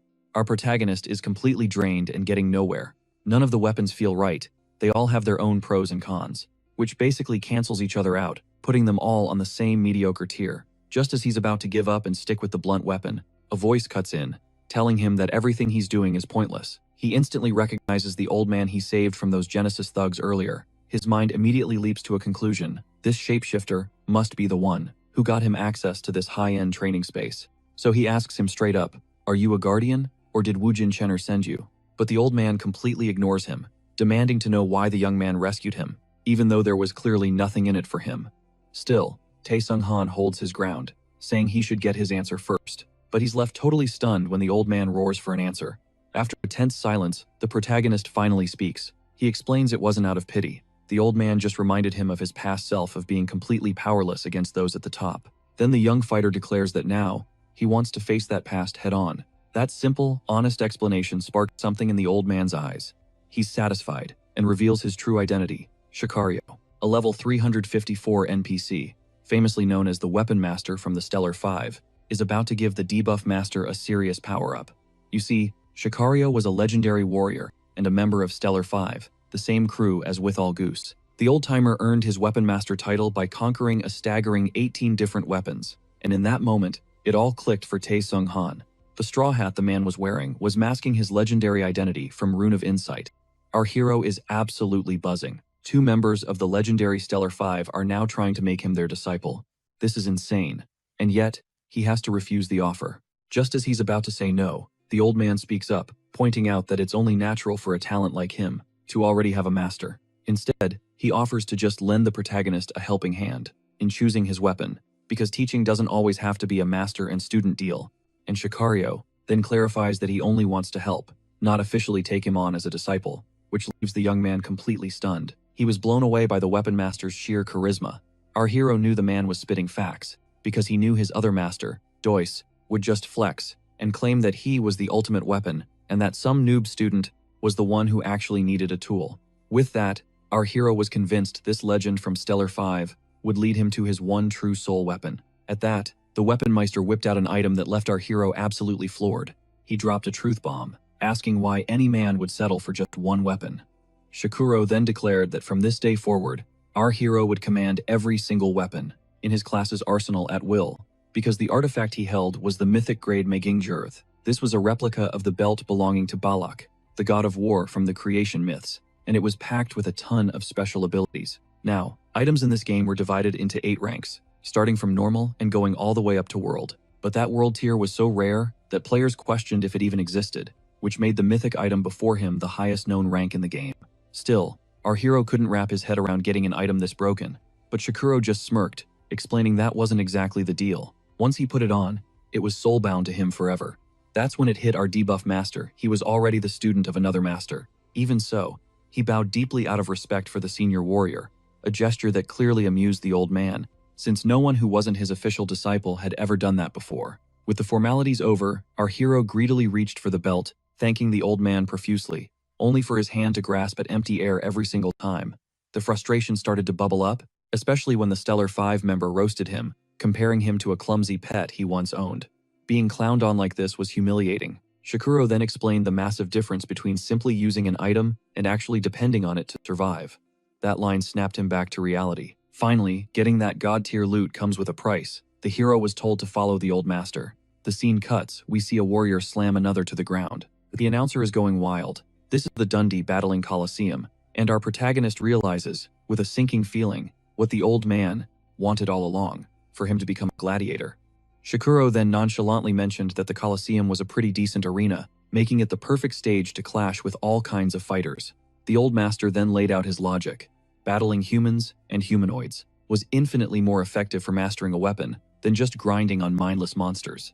And while our hero couldn't argue with that logic, he still had his reservations, mainly because the arena's champion was some level 65 NPC. He could probably obliterate in seconds. Unfazed, the old man tossed him a gift that instantly unfurled and wrapped itself around his body, freaking out both our hero and his little hamster. It took a second for Tae Sung Han to realize this was an extremely revealing set of armor. The old man just grinned, remarking that those were the best kind anyway, and with a shove, he pushed him toward his match. He then added that only basic attacks were allowed inside the ring. Tae Sung Han simply nodded. He declared that once he demolished the level 65 NPC, that mythical belt was his, a boast that made the old warrior chuckle at his confidence. As he walked into the arena, our hero couldn't help but think about how badly the old man was underestimating him, sending him in with a no-skills rule and an unfamiliar weapon. Little did he know, our protagonist had mastered countless weapons during the war against Genesis and had insane stats for his level, thanks to Doyce's hellish training. This trial was going to be an absolute cakewalk. With that decided, the hyped-up hero prepared to steamroll the champion and claim his mythical prize as the roar of the crowd filled the air. Then the announcer's voice boomed, introducing the contestants and presenting our hero as Wimpy Man. The nickname hit him with a wave of pure cringe. He knew instantly that the old troll from Stellar 5 was the one behind this epic embarrassment. Just then, a voice sneered that the protagonist's scrawny appearance really fit the name, before asking if he wanted to be put down fast and clean, or slow and painfully. Standing before him was none other than the level 37 mimic NPC, Mickey, also feared as the slaughtering scythe. But our hero, who was leagues above him, just smirked back. "Shouldn't I be the one asking you that?" And with that ice-cold response, Mickey lunged forward, but our hero blocked the attack effortlessly before coolly asking about the blood of the mimic's race, wondering aloud if the monster bled red or some other freaky color. But just as our hero moved in for the finishing strike, the debuff armor finished its scan of the mimic's stats and, with a vicious nerve, jolted our hero with a massive surge of electricity. As our hero crashed to the ground, the commentator screamed, thinking his opponent had landed a devastating blow. But Tae Sung-han was completely stunned. That paralyzing shock could not have come from the slaughtering scythe. The scythe's brutal strike landed, and in that electrifying moment, the horrifying truth crashed down on him. This was the armor's crippling debuff at work. It unleashes pure agony on its user, massively nerfing them against any opponent they dare to face. A sight that had Mickey absolutely vibing. He jeered that his foe got precisely what was coming to him, then hurled the very same question back at the insect that the human had asked him moments before. The only catch? This time, the humanoid creature knew exactly what color the human's blood was. But just as the monster lunged for the finishing blow, our hero managed a heart-stopping evasion at the very last second. The creature roared that it was nothing but a fluke, bellowing that the kid wouldn't be able to dodge his next assault. Tae Sung-han was so over it, declaring he had way too much on his plate to deal with this and demanding the monster to just shut up. As it charged him, the humanoid parried the strike with ease, sneering that it wouldn't be harmed by such pathetic, flimsy attacks. The armor's curse sent the protagonist flying backward, and the sheer irritation on the young man's face completely eclipsed his agony. He watched himself become just slow enough to be tagged by the mimic, forcing him to question why that legendary NPC gave him this cursed armor in the first place. Surely, the old man's goal was something more than to just mess with him.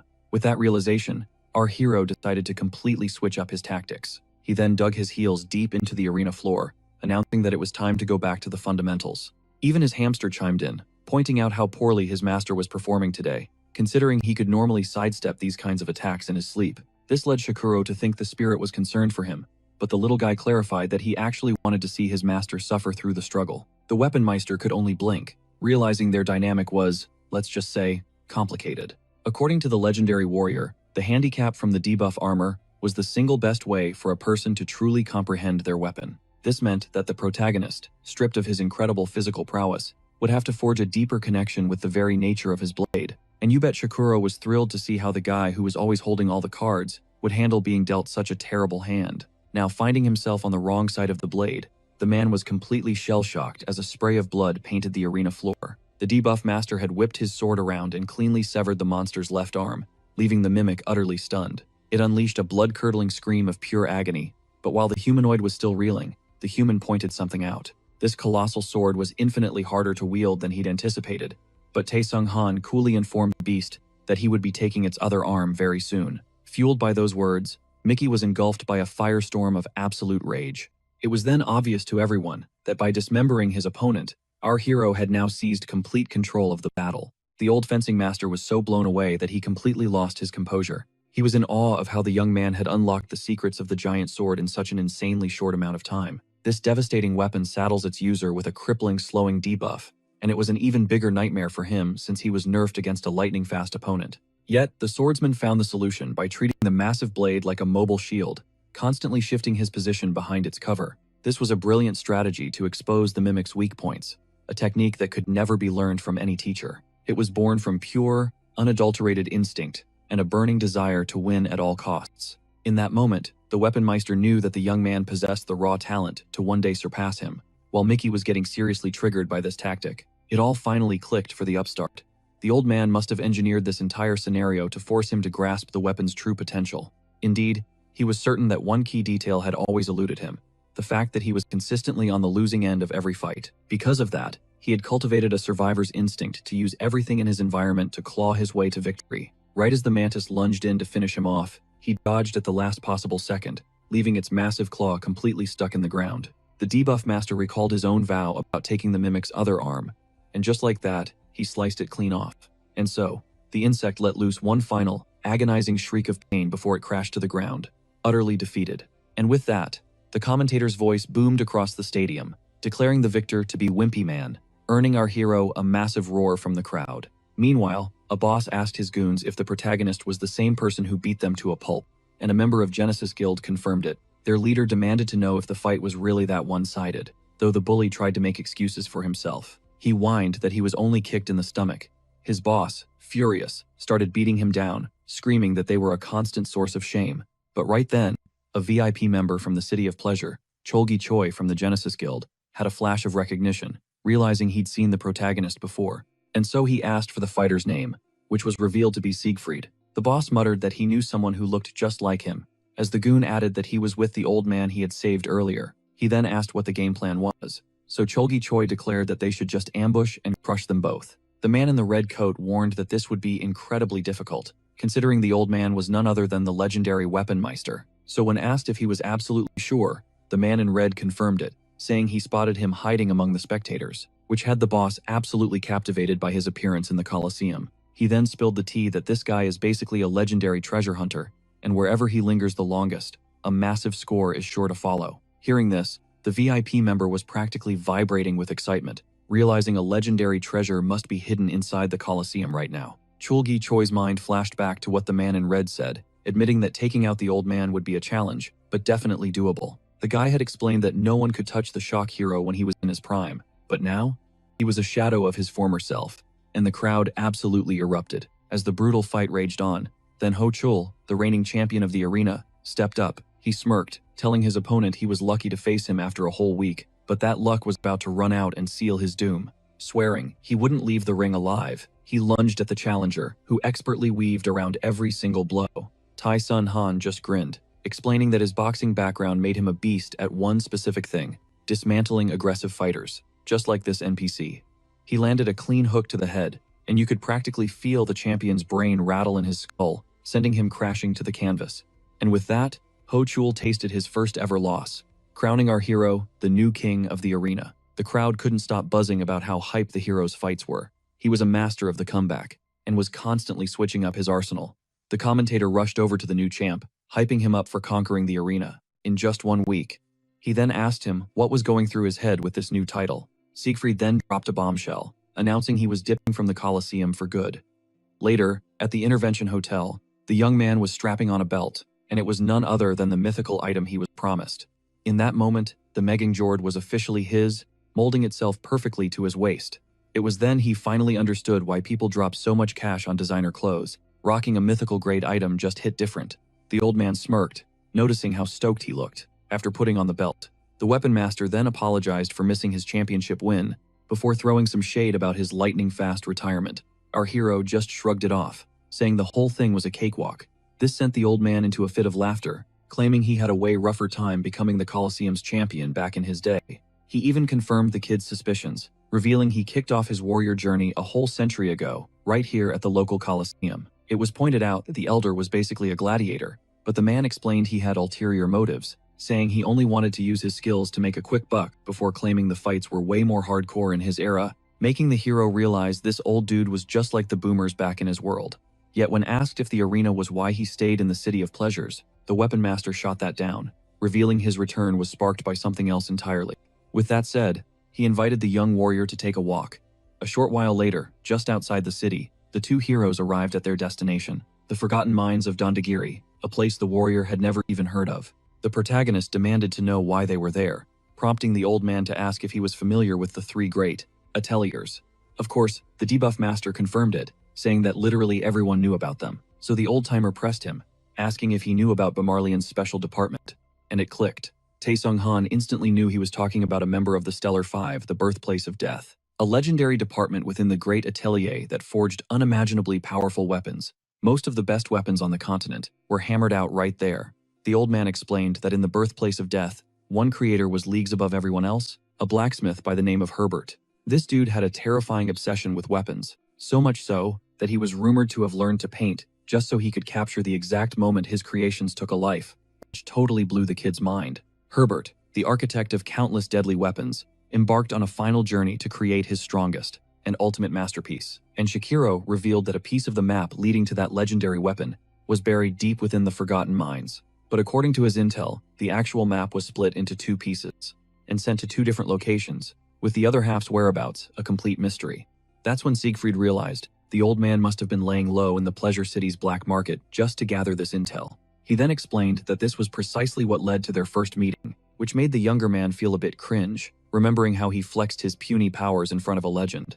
The messenger of weaponry then continued, explaining that, while our hero was busy playing gladiator, He had finally locked down intel, pinpointing the map's location within these very mines. The cramped tunnel ahead suddenly explodes into a massive cavern, and in that instant, the younger fighter knew exactly what was coming. A monstrous claw erupts from the very ground beneath them, then another and another, as creatures spawn from the shadows, trapping both warriors inside a full-blown dungeon. The veteran casually claims there are only a few mobs, but the rookie, eyes wide with panic, scans the horde and insists it's a massive swarm. He whips around, totally bewildered, and demands to know why the old man never mentioned they were diving headfirst into a dungeon. The challenger frantically explains that his limit is a single level 150 beast on his own, like the terrifying Chimera O-154, a horrifying cyborg monstrosity stitched together from the parts of different monsters.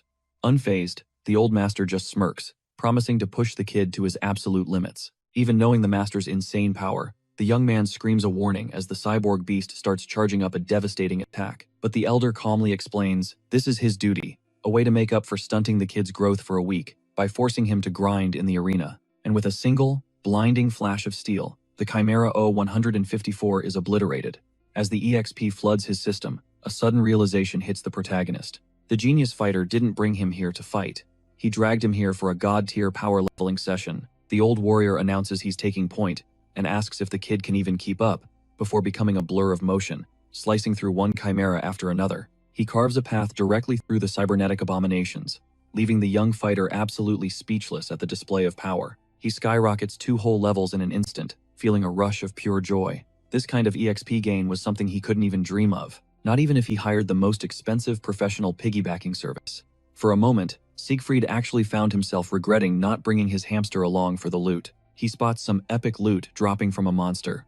Just like that, our hero smashes through to level 50, triggering the unlock of a brand new skill. It's called Proof of Existence, a passive that massively boosts his damage against any nerfed enemy, and his mind starts racing. This new skill could be the game changer he needed to take on opponents way above his pay grade.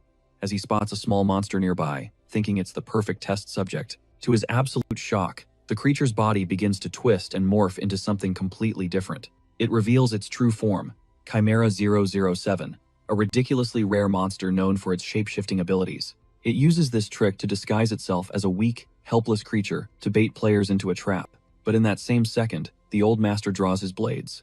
In a flash, he dices the monster into 1,000 pieces. The Weaponmeister coolly explains that anyone who only trusts their eyes is doomed to fail. The rookie humbly agrees, admitting he has an incredible amount to learn. The veteran then declares that the area is almost completely cleared of monsters. He asks the hero for a status report, and he excitedly reveals he's gained a new skill and an insane amount of EXP. With a satisfied nod, the old man announces that it's time to hunt down the treasure, but the young man stops him, a burning question on his mind. The elder is a legend, rumored to possess 18 mythical weapons, so why was he only using a plain, ordinary sword this whole time? The kid was completely baffled. He then learns the shocking truth. The old master had disciples, and he gave all of his mythical weapons away to them. He explains that he has no clue where his students are now, and that he only took them under his wing because he was getting lonely on his journey. The youth's eyes fall upon the incredible belt the master is wearing as the man states he only gives the absolute finest gear to his students. This revelation only confuses the young man more. If the old master had lost interest in weapons, why was he still hunting for this legendary one? His brain short-circuits as he comes to a wild conclusion. The swordsman must be planning to gift it to him, leaving him utterly floored. It's not that the kid was ungrateful for the mythical belt, but the elder just laughs it off, explaining he only goes on these quests for the thrill of it. For him, the journey is always far more rewarding than the prize at the end. As the hero tries to wrap his head around what the old man just said, the veteran confirms it with a smile. This feeling is the pure satisfaction of the hunt. They continue onward in silence for a while. Both heroes finally come to a halt, standing before a pair of colossal, ancient doors. A massive letter M is carved into the stone, marking this as the birthplace of death. They were certain this was the spot to find a clue to the mad blacksmith's final weapon. And yet, our protagonist can't shake a weird feeling. There are absolutely no defenses, no traps, no guards in front of such an important place. He immediately assumes the real danger is waiting for them on the other side. But just as he turns to ask the old man for his opinion, his mentor suddenly doubles over, coughing up blood. The sight completely terrifies our hero. The young man rushes to his mentor's side, but the old warrior insists that everything is fine. He claims it's just a symptom of an illness he's had for years, which makes our hero remember how the old man was constantly coughing back in the real world. But just then, a third voice cuts in, a figure emerging from the shadows. Well, the stranger says, looking absolutely amazed. So the rumors about the legendary NPC finally dying were actually true. The voice sends a shiver down our hero's spine as the man thanks the two of them for slaughtering all the monsters, he says. It made their path incredibly easy. This was none other than the infamous Divas Hunter, a top player from the Genesis Guild, known as Cholji Choi. The brute immediately recognizes the elder as a member of the legendary Stellar Five, and his partner as the new champion of the Colosseum, who introduces himself as Siegfried. Cholji Choi just smirks. The guy sneered, figuring the retired champ was there to stick up for the cronies he'd supposedly bullied. But the Genesis member just shrugged them off, saying he couldn't care less about those losers, then locked eyes with our hero, asking, "Have we met?" Our debuff master shot back that this was their first ever meeting, but the bully just leaned in, pointing out the uncanny resemblance to a certain someone's face. And a jolt of recognition hit Tai-Sun Han. He knew exactly who this was, the traitor who ripped off Beamer's entire fortune. This snake torched the safe house as he fled, and our hero was dead certain this was the same devious hunter who hired a mercenary to eliminate his rivals, a scumbag who poisoned everyone around him with his own corruption. But even looking at this despicable lowlife, Tai-Sun Han knew something more important. This loudmouth wasn't the final boss. The real threat, the one he had to watch out for, was the silent figure cloaked in red. It dawned on Siegfried that the masked mercenary was on a whole other level. He was the reason why. Neither he nor the old man had sensed their approach. He had to face it. He was completely and utterly outclassed. With no other option, he decided to stall for time, to give the old man a chance to recover, and turned his attention to Cholji Choi. He taunted him, asking if his guild even knew what he was up to, but got nothing but a sneer in return, prompting Siegfried to twist the knife. He jeered that Genesis would only ever dispatch a washed-up has-been to a dead-end place like this. He pushed further, saying the guild couldn't care less if he lived or died out here, and hearing that, the hunter's face contorted with pure rage. In that instant, a projectile screamed past our hero's head, grazing his ear, and before he could even process what just happened, the furious hunter had already blitzed across the room and slammed a devastating punch into him, sending our hero careening into the far wall. The old man feared the absolute worst, but the mercenary calmly noted that the kid was just trying to get under his skin, just trying to buy some time. But Cholji Choi was too far gone, blinded by a primal need to destroy the protagonist. He was going to do it with his own two hands. Seeing this raw bloodlust, the mercenary figured his boss wouldn't be needing any help, so the hunter ordered him to just watch the old man while he handled the hero personally, a command that brought a wave of relief over our MC. The hunter's short fuse had just saved him from a 2 versus 1 nightmare, and he figured the one in red was only in it for the money. The new plan was simple: eliminate the employer, then turn around and make the mercenary a better offer. He'd outbid the current contract and buy himself an escape. But that strategic daydream was brutally cut short.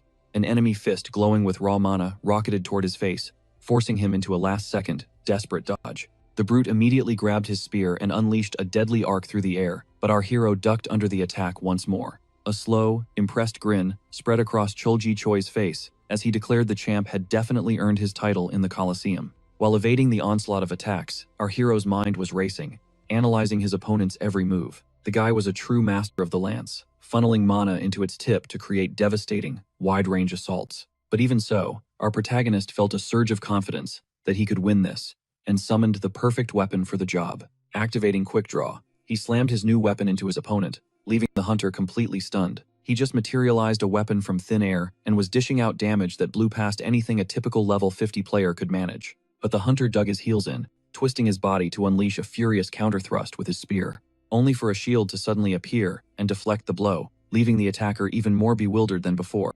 Our hero tapped into the belt's power again, instantly swapping the defensive shield for a heavy, blunt weapon. And just that easily, he kept using Quick Draw, constantly cycling through an entire arsenal to gain a crushing advantage over his enemy. The hunter was too slow, totally unable to counter the weapons appearing and disappearing at the speed of light, making him realize the kid, who was now gripping a massive greatsword, must have been hiding his true power all along.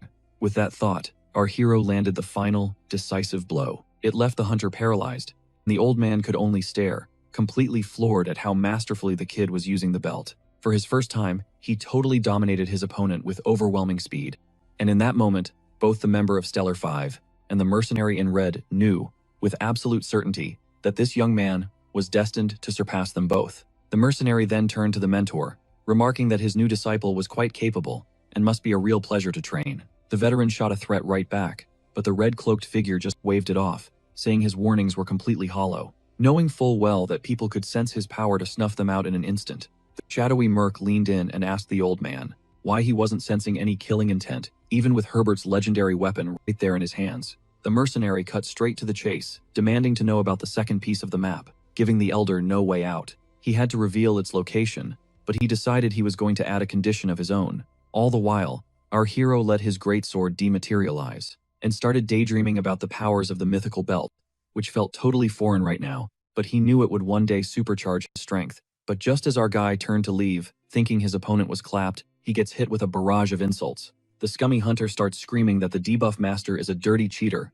absolutely fuming that he got completely owned despite their massive level difference. Our hero was totally stunned to see the guy still had some fight left in him.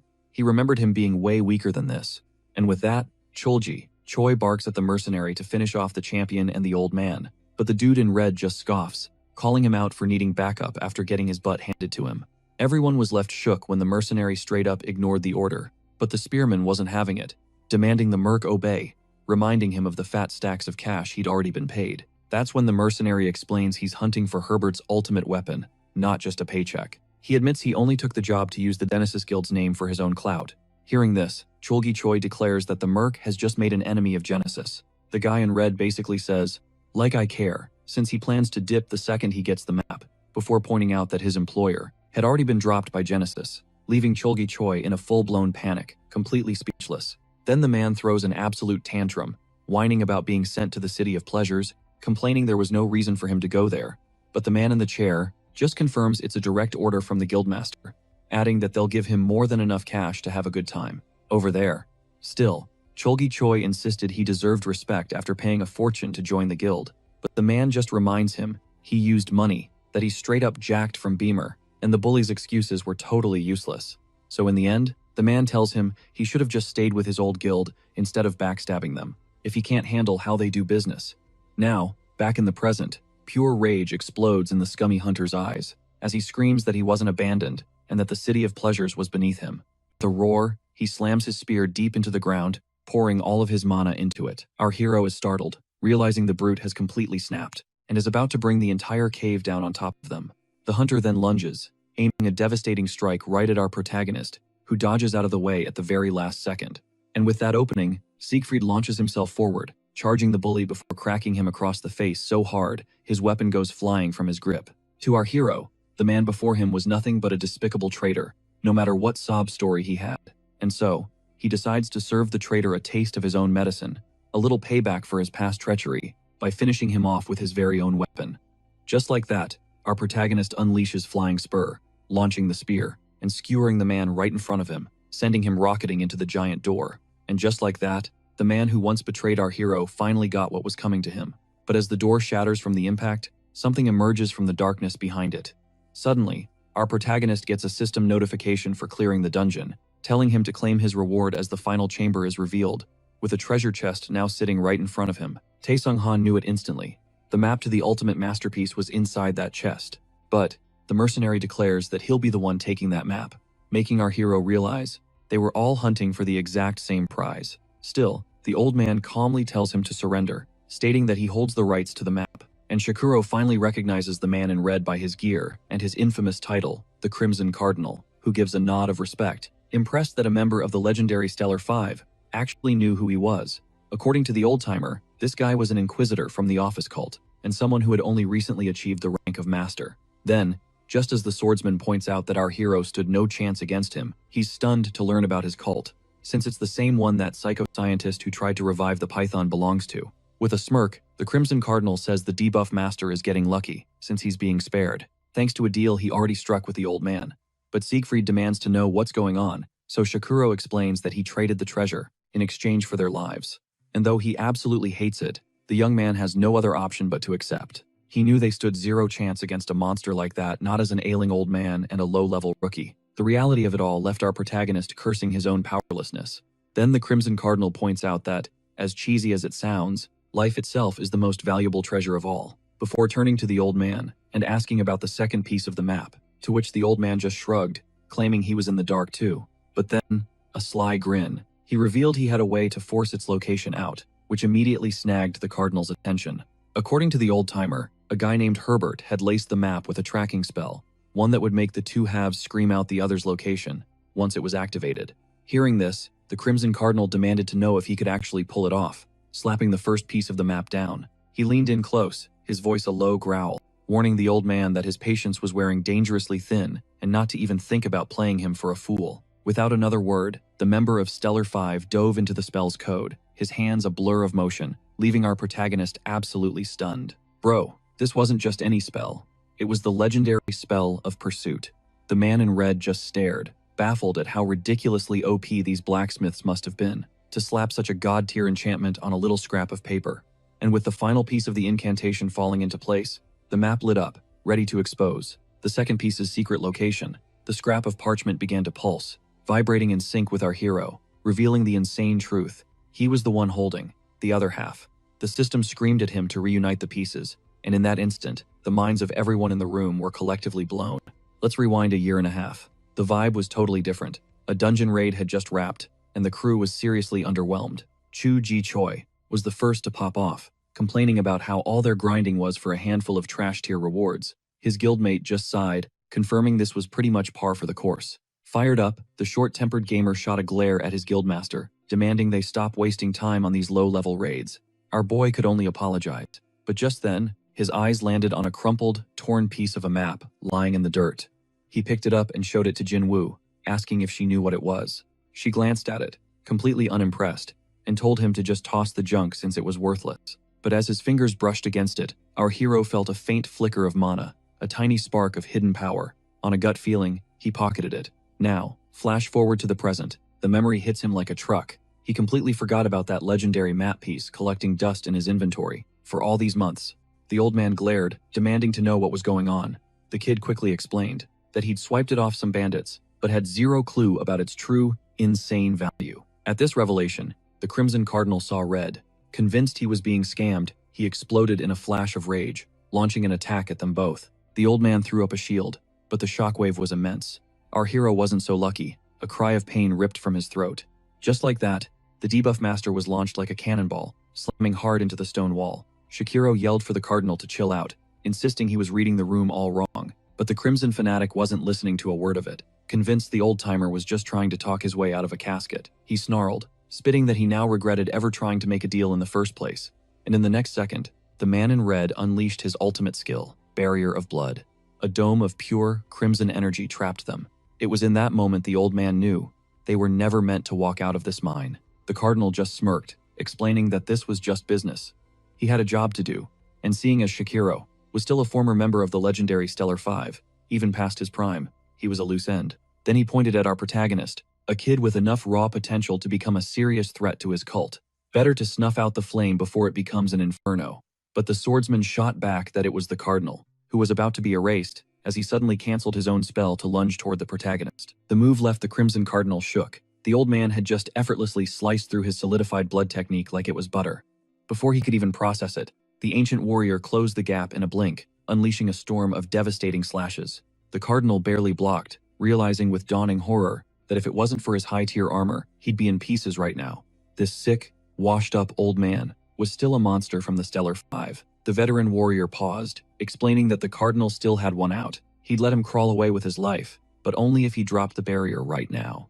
The offer just made the cardinal even more furious. The man sneered, telling the geezer not to get cocky just because of one little surprise attack. He spat that he hadn't even started to try for real. Hearing this, the old man just smirked, and a box of glowing weapons materialized from thin air. He then used his telekinesis to unsheath every single blade at once, declaring that he also had a few tricks left up his sleeve. For a second, the Crimson Cardinal looked impressed, praising the old man's slick mana control. But then he scoffed, saying that a bunch of standard-issue weapons would never be enough to win this fight. Even so, the Weaponmeister's eyes glinted with cold fire as he replied with two words, "They will."